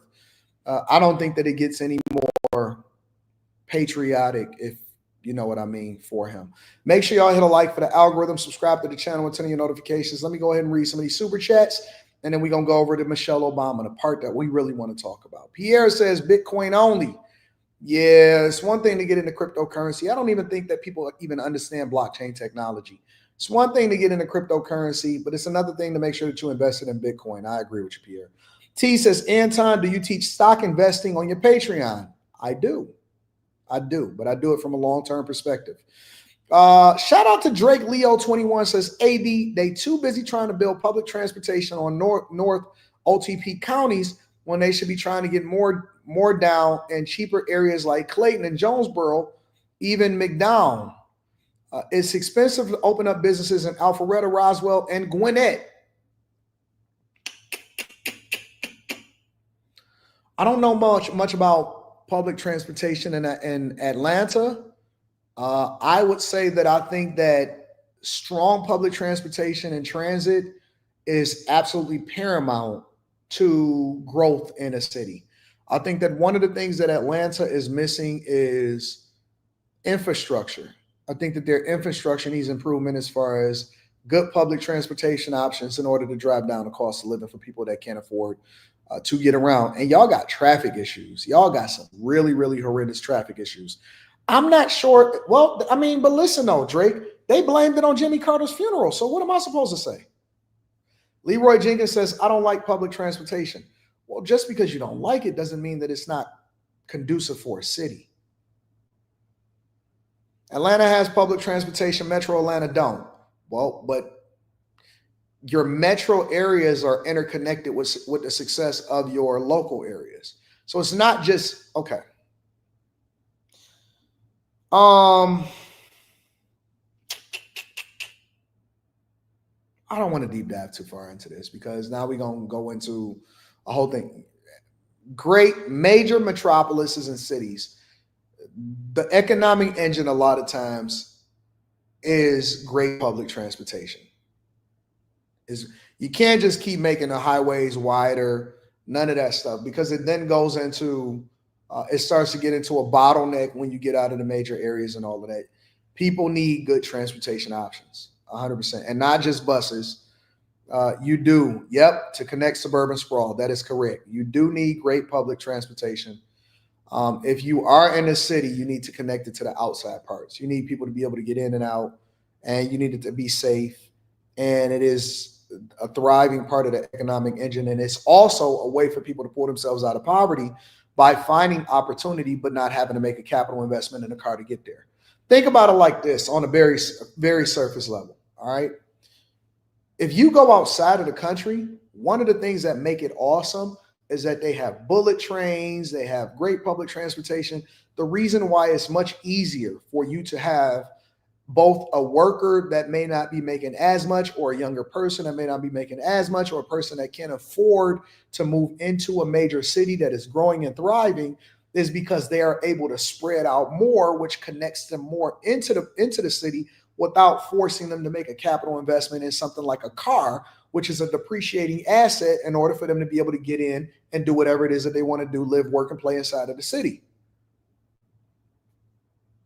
One of the reasons why New York is thriving is because New York is not just connected with you being able to get around Manhattan. You can get out to Queens, you can get all the way out to Jersey. A lot of people, if they want to fly cheaper into New York, what they'll do is they'll fly into Newark, catch the train. The train is less than an hour for them to be dropped off right in front of their hotel in Manhattan. The fact that it's much easier for you to be able to get around in other states in New York is one of the reasons why New York is thriving. It's their infrastructure. Anton is not a C student. I am a C student. That's what my transcript said. Their infrastructure. Y'all keep focusing on, hey, they need to do this, they need to do that. No, the businesses, you don't need to impede into small business, okay? Small business will find itself. It will thrive. People will create opportunities for themselves in environments that are conducive. But if you do not have the foot traffic, if you do not have the transportation options, you can't get people that have less resources. Or if people want to spread out and you only want to condense it into one city, you have to connect the surrounding areas. Oakland County, which is the richest county in Michigan, their fortunes are directly tied to Wayne County, which is Livonia, Detroit, and all of the closer cities that's going more southern into the Metro Detroit. The reason why they call it Metro Detroit, the reason why we built the Q line and we're looking to expand it, the reason why it's called Metro Detroit is because the suburbs' success is interconnected with the success of the city. So the suburbs now work more closely with the city because they know that what's good for the city is also good for the suburbs. And as the city prospers, everything else and everybody else around it prosper. In order for you to do that, you need great public transportation options. Otherwise, the cost is going to increase significantly, which then pushes out those that don't. If you want to be more inclusive As a city planner, as a mayor, as a city council person, if you want to be more inclusive, it's not about creating a spend in the Black opportunity to where we're going to highlight Black businesses. That doesn't do anything. Even if people go up and they show up to do it, it's just a temporary jolt. What you need to do is create the infrastructure for people to do it for themselves. That is the difference between a Republican and a Democrat. That is the difference between a conservative and a liberal. Conservatives, it's a lifestyle, it's a mindset. Liberal, it's a lifestyle, it's a mindset. Republicans, right? Because you can be a liberal, more of a liberal Republican. To be a Republican means that we don't want to give you handouts. We want to create the infrastructure and the opportunity for you to be able to do it for yourself. To be a Democrat is to say, hey, we want to take more resources from people that we think have money. We want to take it more from the middle class, and we want to raise taxes so that we can have more social services and more handouts. Handouts don't help people. Infrastructure, opportunity. You don't want somebody to just give you a handout. How many of us know people that have been on Section 8 for their whole lives? How many people know people that has been on Section 8 for their whole lives? They don't get off of Section 8. They just live on it, and then they try to pass it down to the next person. But if you give somebody an opportunity to create a business for themselves and you lower the barriers of entry. When Trump got into office, one of the things that he said is, we got too much red tape. We got too many restrictions. If you've ever tried to open up a business, if you've ever tried to build a house, if you've ever tried to get a restaurant, if you ever tried to get something rezoned, the difficulty with all of the red tape is hard. That's why I like to build in certain areas. And one of the things that I'm going to talk about in the next block club is how I leverage relationships with certain cities that then allow for me to be able to be more productive because the barrier to entry is lower, which means that more businesses is going to come in. When you interconnect the suburbs and the city and you have the infrastructure for people to be able to come in and go without having an expensive option or having to move in there, but then your fortunes is tied. Now you're allowing for the suburbs, people to make money in the suburbs and then be able to pour back into the city and vice versa. You're now allowing for people to be able to come in and thrive, live, work, and play all in this area, or live in this area, work and play in this area without them having to make a capital investment in a depreciating asset like a car, right? That's why people were mad for them to, I don't want to deep dive too much into it. I don't want to go no more into it.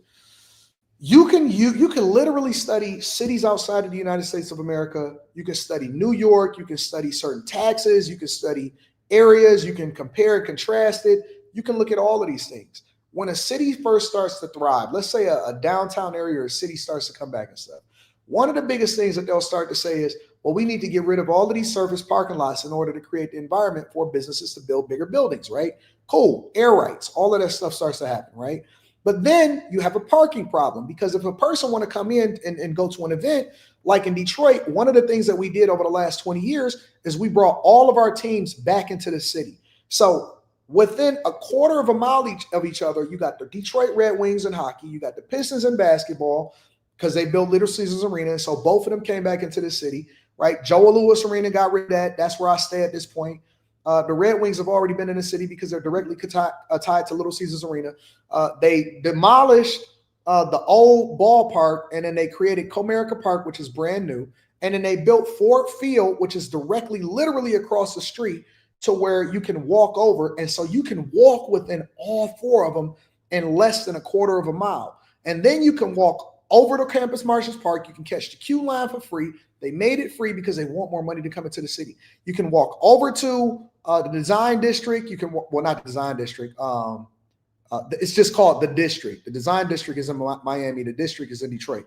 You can go over to Campus Martians Park. You can walk over to Greektown. You can do all of these things, and they're all right there centrally connected with each other, which incentivize more people. That's why we have a population surplus right now. And Chicago has a population decline because our city planners are working very, very hard with the other people, with business leaders. They work with the Dan Gilberts. They work with the Illiges. They work with Roger Penske. They then, instead of saying, hey, no, y'all got to spend more money, they say, hey, listen, we want you guys to just put more money into making it free for public transportation. That way it's easier for people to get in and out. It also supports other businesses outside of the core of downtown. That's why you see the Livernois district starting to pop off, right? That's not in downtown Detroit. That's why people further down Woodward, over in Highland Park, because when people park further away because it's no parking and they focus more on infrastructure, it also allows for other businesses to thrive that's not in the core of downtown. So you don't have to spend a whole lot of money just getting eyes. So the city planners play a huge role. Having relationships with the business leaders play a huge role. What they then do is they say, hey, listen, we want you guys to sponsor the Q line. The Q line is a new train that runs back and forth up and down Woodward in order to get people back and forth into the core downtown. Well, why would they sponsor it? Because if you make it free, then people will be more incentivized to leave their cars at home and take the Q line into the city. The people mover, which goes above, that is free, that is sponsored, right? They're focused more on infrastructure and making sure the environment is conducive for business, and the businesses is going to come and do their own thing. That is the solution. You have to have a business mindset, not a liberal mindset, a business mindset to allow for, that is real diversity and inclusion. That's real diversity, equity, and inclusion is when you then create the environment for people to be able to thrive and the barrier to entry is not low. Then it creates competition, opportunity, and then people can also thrive and they don't feel the need to have to be given something. They can do it for themselves. You can go to I was able to go to Cass Tech, which is all the way downtown, and I was able to catch the bus down there because we had the infrastructure for me to get there, and my parents didn't have to drop me off every day.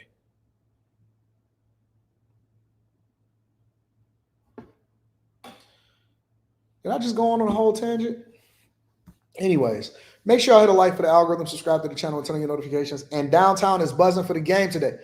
Oh, yes. And I will be back in town. I am going to be catching a flight right back in town. I wish we had more politicians that can explain it to you guys from a business perspective instead of selling y'all on, oh, no, we're going to do this. Oh, no, we're going to do that. No, they need to have a business mindset. They have to have a business mindset. You have to. Anyways, let me get into this. I want to get into Michelle Obama. All right, let's go into Michelle Obama. Michelle Obama said that she's learning how to say no. This is one of the conversations that we're going to have on After Hours tonight, and I can't wait to get Molly's perspective on it. Let me go ahead and share my screen with you guys. And this is her latest episode with Taraji P. Henson. Check it out. In my head that make me keep pushing and keep striving. And so practicing no in a very different way intentionally.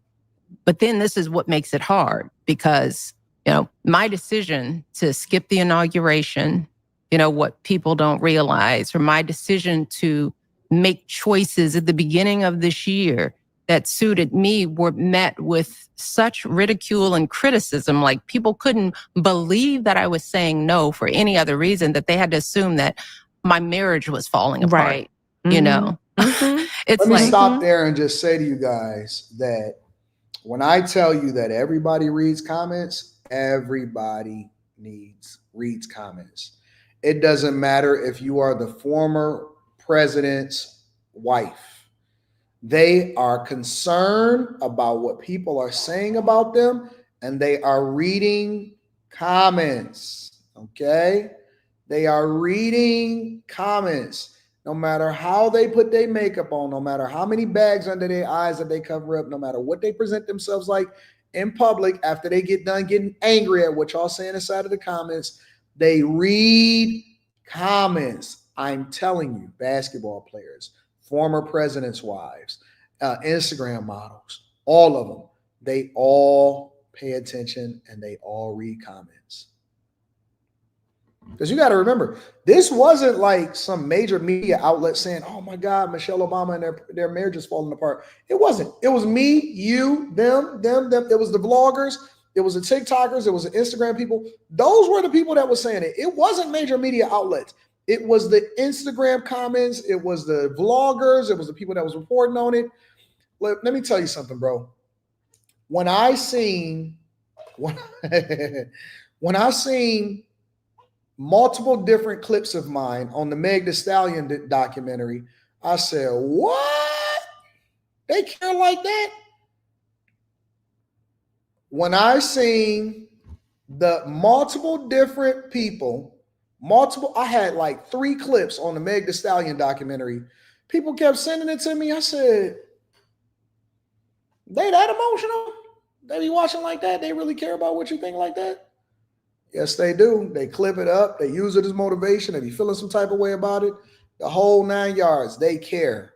They care about what you think. They care about what we think.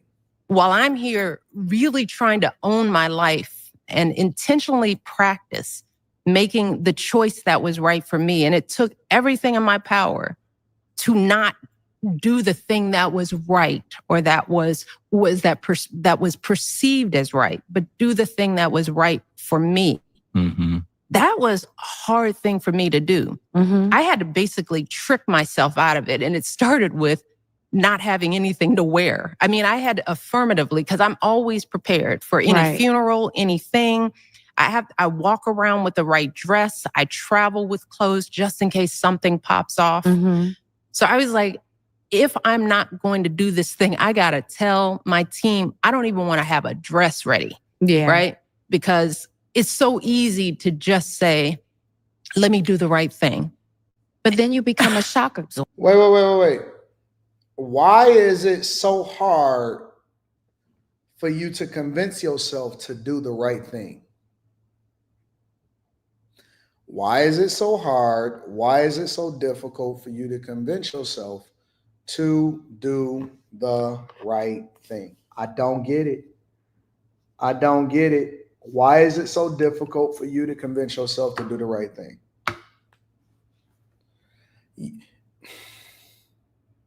Michelle Obama, in my opinion, is becoming a face of feminism. Michelle Obama, in my opinion, is becoming the voice and the face. Y'all thought that she was going to eventually run for president of the United States of America. Joke's on you. She's reaffirming her position as a married woman that what matters is how you feel. Her first world struggles were how to make herself feel good and continue to have her own thoughts. Think about what we're saying right now. You have never seen this from any president's wife in history. You have never, ever seen this from a president's wife in history. We have never. This is a first. Y'all want to talk about black people being trailblazers? Look at the title of this video. Taraji P. Henson opens up about burnout, boundaries, and healing as a black woman. Bruh, I'm telling you that I changed my position. I'm going to talk about it on After Hours. I was dead wrong. I thought that Michelle Obama's podcast was going to be a miserable failure. I will tell you right now, I was dead wrong. I'm able to bring myself to the congregation when I'm wrong, 100%. Her podcast is going to be a success because she is basically leading a movement, and they were smart. She's leading a movement amongst women that are A, decentering men, and B, continuing to use their trauma for profit. She is going to be successful in content creating. I was wrong. I thought that because her show was trash, that the talent was going to be the thing that determines whether or not she was going to be successful. No, she is resonating with a group of women that is continuing to lead our society into the trash. I was wrong. I was 100% wrong. And I take ownership and responsibility for being wrong. I was wrong. She is going to continue to lead women into the mire, and they are going to champion her for it about how she's decentering her husband. The only thing that you hear in this thing is me.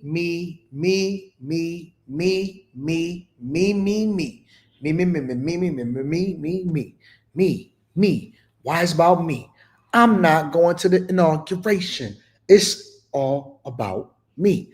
I'm not going to inaugurations. It's all about me. Yo, it's Michelle Obama. It's all about me. It's all about me. Shit. I wouldn't be surprised if at some point she decided to take her power back and then divest herself and get her old last name. And get her own last name. I would not be surprised even in a little bit.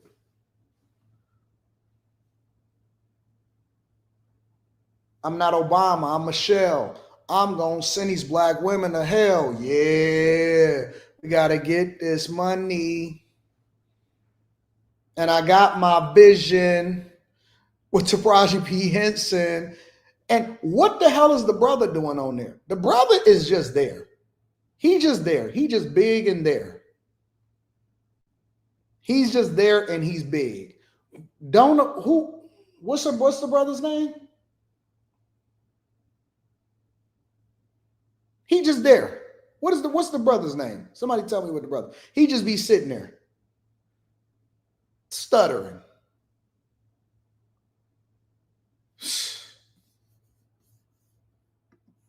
To just say, let me do the right thing. But then you become a shock absorber. Yeah. And that's what women are. Yeah. Shock absorbers. Yeah. And that's exhausting. And it's not is. healthy. Yeah. It is not healthy. Mhm. You've had to be shock absorbers for your husband, for your children, for your mom, for your family, your loved ones, because of where you were sitting in the public eye. Mhm. That's not fair to you. Do y'all hear what we saying? We hear two women saying that it's not fair to a woman who is the wife of the man that held the highest office in the land. We're looking at her as a victim. They are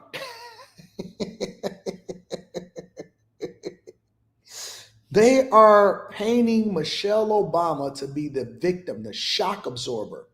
You were the glue that kept the family together.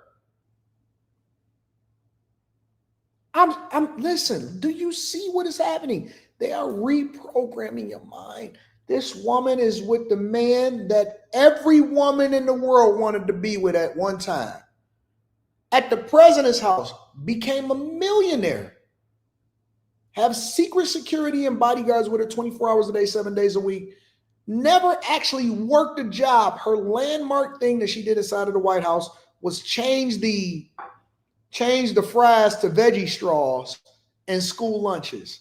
And she is sitting here telling you that she is a victim because she was the glue that was a shock absorber. And it's not, they said, she just said, it's not fair.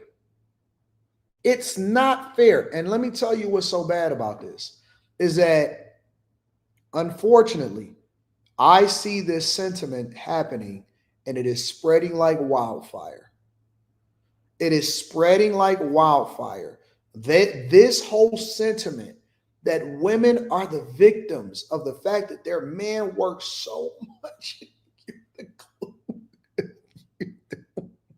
You don't know how she suffered. I had to teach myself that no, I'm going to take my power back because I'm going to tell, no, it's my life now. It's my life now. I did it for the kids. I did it for you. I made the sacrifices. My life now. I'm going to find myself. I'm going to therapy. I'm going to learn my no's. I'm going to learn my no's.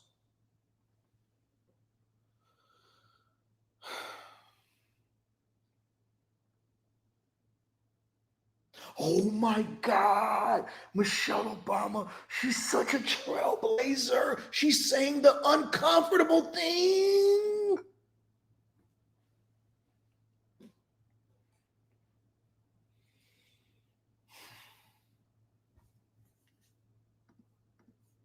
When do you ever get to live for you? Mhm. I applaud you. I'm happy that you are. When do you get to live for you? When do you get to live? When are you going to step outside of your husband's shadow? Are taking care of yourself in the way that you need to. Yeah. I've been talking to Misha about this, and here comes Craig. Craig got something to say. He got to make sure he get his time in. He don't just read ads, y'all. He actually gives his opinion on a women-led only podcast. Go ahead, Craig. What you got to say? Opting out might be that's a great prognosis, or a great. What the fuck is Craig on here for?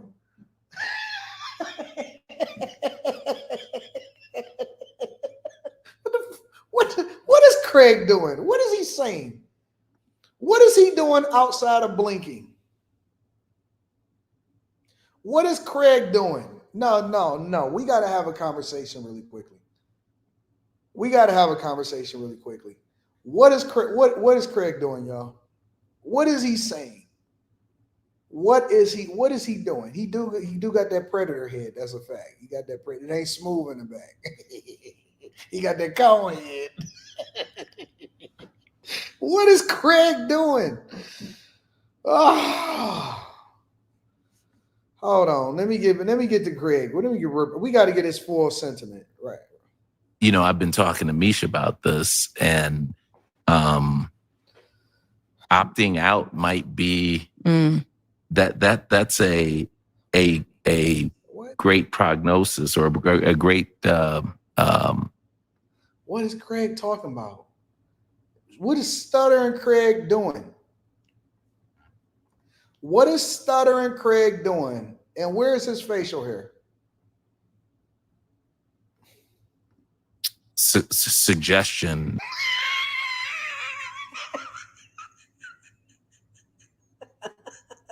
That's why they hid you, dog. That's why they hid you, Craig. The entire time that Obama was in office, we never seen you. We didn't even know you existed. They said, you know what? Craig wouldn't be good for the campaign, y'all. Craig can't even get his S's out. That's why they hid Craig, bro. Check, hold on. That's a great prognosis, or a great suggestion. This nigga got Tourette's? Hey, hold on. This was unexpected. Does Craig got Tourette's, y'all?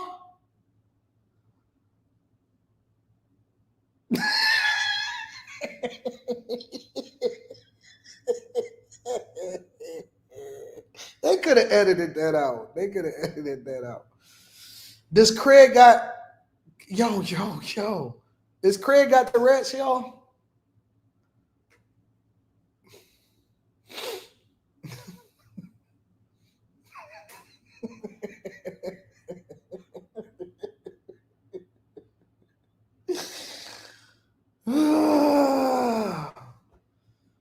Y'all crazy. The chat is out of control, bro.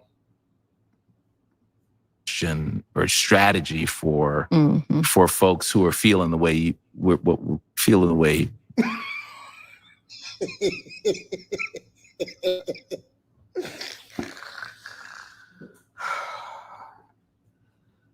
Them F's and them S's is kicking his ass. Them F's and them S's is whooping Craig tail. That and that's for folks who are feeling the way we're feeling the way we're talking about here. Because you can't keep. Hey, you see how they run? Yeah, Craig. We're feeling the way we're talking. I can't even focus right now. I can't focus right now because Craig just did what he did. And them F's, them W's, them S's, and them T's is whooping Craig's ass.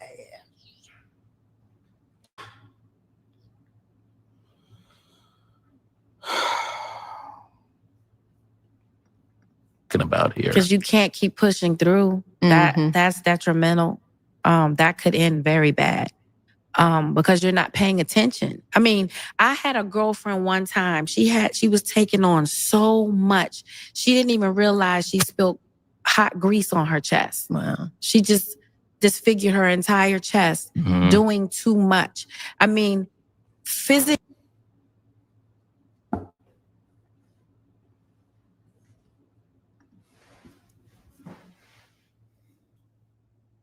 I don't know about y'all. I don't know about you guys. But hot grease is hot. Like it's sizzling, it's burning, it's like acid. I don't know anybody that can spill hot grease on them on their chest, disfigure themselves, and they don't even know that it's hot grease on there.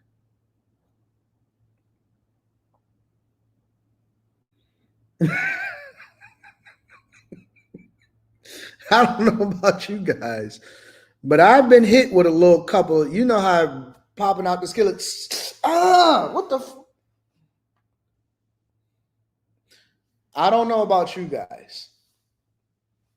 I don't know how you can spill hot grease on your chest and it doing a disfiguring to your body, and you don't know that it's on there because you're so, oh my God, I'm a woman and I'm black and I'm tired.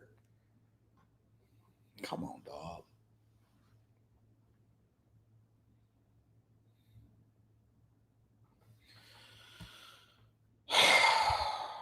Y'all want to be victims so bad. I had a girlfriend one time. She was taking on so much. She didn't even realize she spilled hot grease on her chest. Wow. She just disfigured her entire chest. Doing too much. I mean, physically, it's impossible. You have to stop and go, whoa, what's happening with me? You know, I have to check out. I'm sorry, everyone. I have to check out for my own safety and sanity. Yeah. Yeah. And it's a hard thing to do, but you must. You must. I don't know if that's sending the kids away for summer. I used to get on my mom because that last day of school, my bag was in the trunk and she was driving me down south. Right. And I now you understand. I totally get it. I understand that woman needed. Girl, you got hot grease on your chest. It's melting into the inside. Girl, you got hot grease on your chest. It's melting you. Oh, I'm so disfigured. Oh my God. Now they got to take skin crafts off of your butt in order to put it on your chest because you didn't realize that you had hot grease going into you, girl. I'm so glad that I saved you. Hot grease. Drop it off. Shake it off and get it together, girl. We are strong. Like who caught it? When did she realize that the hot grease was burning her? Is a break, and I was a lot as a kid. I was very rambunctious, probably undiagnosed ADHD, but here we are. Found a way to turn lemons into lemonade. Exactly. Yeah, but like you're saying, you're just learning. I'm just learning. It's something that you have to do, and hopefully, Shantae, you will get this message from hearing from me and from Queen Michelle that you have to take time for yourself. In spite of making people happy, at some point you have to make yourself happy. Yeah. Yeah. It's that simple. And one of the ways I've started thinking about this, you know, because this is the habit. It's like maybe I'm still working on being able to do things just solely for myself and being okay with that. I'm still working on it. Yeah. Through therapy and conversations like this and talking to my friends. But Michelle Obama got therapy. We are doomed. We are doomed, bro. I'm still thinking about the example I'm setting for my daughters. Right. So I am trying now that they are 23 and 26 to talk to them about my menopause brain. I'm like, how old are they? Is what he's referring to. I want them to start practicing now the art of saying no. Yes. Because I see it in them, you know, pleasing, excelling, not wanting to take anything for granted, always showing gratitude, right? Feeling like they're enough right now, right? it's a practice. It is. Right? It's a muscle that you have to build, because if you don't constantly build it, you don't develop it. And I think we suffered, because it's almost like we started training late in life to build that muscle, right? I am just now starting to build it, right? Yep. I want our daughters, I want the young women out there. And I know we're talking about women of color, but we're talking about women, and we're talking about all people who take on too much. I mean, we can identify and relate to our why as Black women, but I don't presume that other people aren't dealing with these same struggles. Oh, absolutely. Right? So I want my girls to start practicing different strategies for saying no. Right?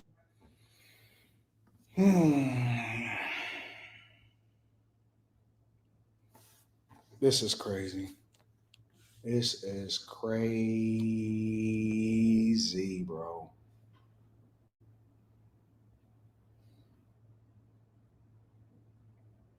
Y'all see how they now retraining our women to think differently? Yes, saying no for the sake of saying no. Practicing it, learning it. The strategies behind it. This is what therapy taught me. Don't worry, we're going to get there. We're going to get there. After hours tonight, make sure y'all jump on after hours. Make sure you tap into the Patreon. Link is in the description as well as pinned to the top of the chat. It's bad, y'all. It's very, very bad. It's very, very bad. That's not all. We got the rest of the show to continue to go through. OKC is what Quentin is saying. Elon leaving because 130 special employee limit. Wesley Turner says, so she knows about the Big Mike comments too. She does. And y'all mean for that. Mr. Birdie says, Big Mike looking in the Goro for more. Oh my God. I'm not doing it. Aaron Smitty says she's definitely involving in her final form, making mics all around the board. Jesus Christ. Quinn says she said it was going to pop off. Pierre says, could a married man decenter his wife? Probably not. Y'all want to have that conversation too? Because I plan on having that conversation later. Let me add that in there.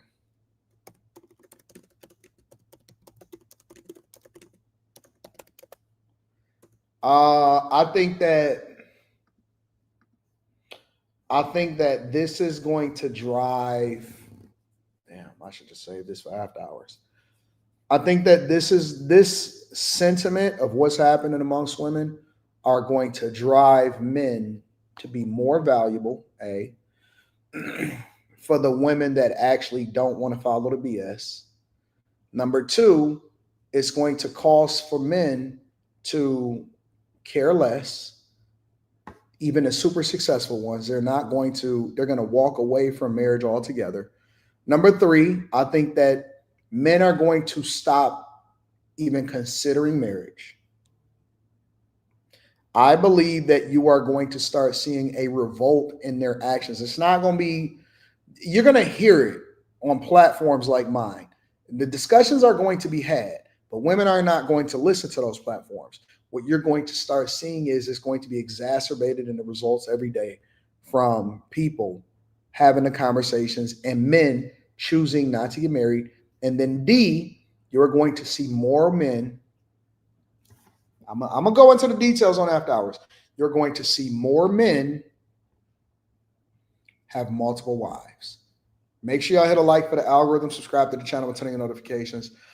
Executive Suite Emily says, who the hell is holding her back? She held the highest position as a woman, afforded the access that women can only dream of. Not enough for all of the books and other things off the sweat of Barry. Facts. Pierre says, Craig's just there to say, A.R. Smitty is going to say, the brother wears too much makeup. He may have drag queen aspirations. Oh, you ain't like that one, Calypso, did you? I'm trying to tell you. All right. Molly says Craig is the accessory. He the jewelry around their neck. Latoya Blue says Michelle just needs to divorce Obama and be single mother. She loves suffering and being a victim. Getting advice from single old ladies is crazy. What's up, Toya? What up, Toya? Sly Guy 23 says Craig looked like he got a lot on his. That's so ignorant. Y'all so ignorant. They too damn old to be going through a midlife crisis. I think they may be past midlife, but I don't know. No mustache or eyebrows. He got eyebrows, bro. LaFleur says Craig needs a mustache and that Tiege pack. Yeah, he got the blotches, them craters in their face. You know what that is? Craig is Molly type for show. No way. Molly would never go for it, Craig. I'm going to ask her tonight on the Millionaire Morning Show. DBG says you can use back of Craig head to catch.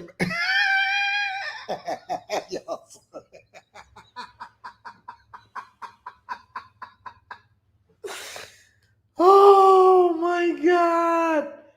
Y'all are so ignorant. I'm not going to get to the Stephen A. Smith segment now because y'all done messed up everything.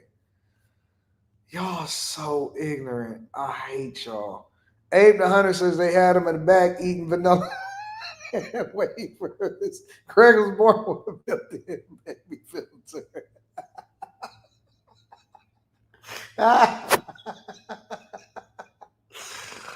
Oh, his favorite song is Yeah 3 Times. Miss Lottie kind of look like Bill. He do look like Bill Duke. Anton, why is the majority of the black community so victimized? It's like people enjoy embarrassing themselves and men becoming more simps. Moses King says, nah, Craig is Carrie type. Y'all think that Craig is Carrie type? Oh my gosh. Molly says, where's Slimmy at this morning in these segments? Slimmy gonna be here tonight. It's gonna be crazy. I'm convinced Barack has some side chicks while in office, maybe even a Snow Bunny. This is Michelle or Mike's revenge tour. Tia Marie says, I know a lady that cut her hand off chopping carrots and didn't because she was tired and trying to find herself. Yeah, y'all, listen. Look, I ain't even gonna start. Aaron Smitty says, I broke my arm once and I didn't even notice. Spacer says, HR better let Chef Semi cook tonight. Anton needs to do stand-up, says Keyshawn White. I am great at stand-up. Y'all don't even know it. Shell Sock says these sisters have literally capitalized on struggling and over-exaggerating stories to stay relevant. Besides speaking about keeping the fam together, Mitra says, my brother had hot grease fall on his feet because he was cooking and high as F, and when that happens, you will feel it. I promise you, Taraji is lying. Facts. I big my big toe off once and didn't know it because I was practicing saying no. 392Q says her friend can't feel hot grease because she threw a radio in the bathtub with a man and it was electrocuting him. I bet he felt that in that Tyler Perry movie, I Can Do Bad All By Myself. T says, is Michelle Obama's husband not piping her down enough or what? What's wrong with these women? They crazy. I, honest to God, believe that most women are going crazy. Barack Obama's and Michelle Obama, in my opinion, is kind of going the same way as Will Smith and Jada Pinkett.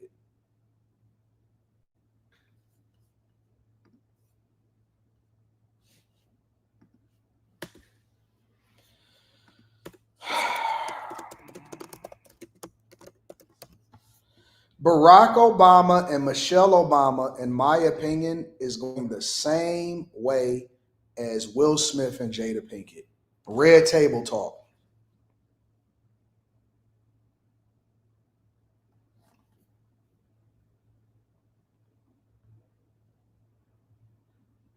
Y'all don't see it yet, but it's coming. It's coming. It's over, ECM. It's over. It's over. I'm telling you, it's over, bro. Marriage is going to have to change the way that it looks.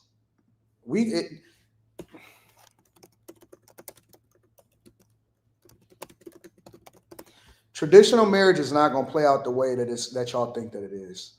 We're going to have some real conversation. Y'all better tune in for after hours tonight. It's going to be crazy. Let me see where I'm at on these super chats. Scolding hot grease. Say it with your chest. Duran Lee, facts. Rashonda Blackwell says, really, Michelle? What problem does she have? She has no idea. I lost my hubby 7 years ago, took control and focus and raised my kids, worked 5 days a week, praying and trusting God all along the way, not complaining. Girl, bye. Talk about it, Rashonda. Pretty Boy 79 said, it's crazy to me that Michelle is basing her life and mental health off of Freud psychology when it should be based on Adler psychology. She never going to grow if she keeps this up. She too old to grow. Bam Bam Lynch says the brother's eyes too close. I think Oslo is like this. Kim One says, do they really have it that bad? Apparently they do. Which one is Craig? J Ben says Craig looked like a grown little Bill from Room 9 Beanhead. My bad, y'all. I just realized I chopped my fingers off and I have to see y'all tonight. Shout out to Dean Murray. All right, y'all. Listen, we're definitely going to get to Stephen A. Smith tomorrow. We got to get to the Stephen A. Smith take on Shannon Sharp tomorrow. All right, y'all. After hours tonight, it's going to be lit. Tune in, y'all. 10 p.m. Eastern. We getting it popping.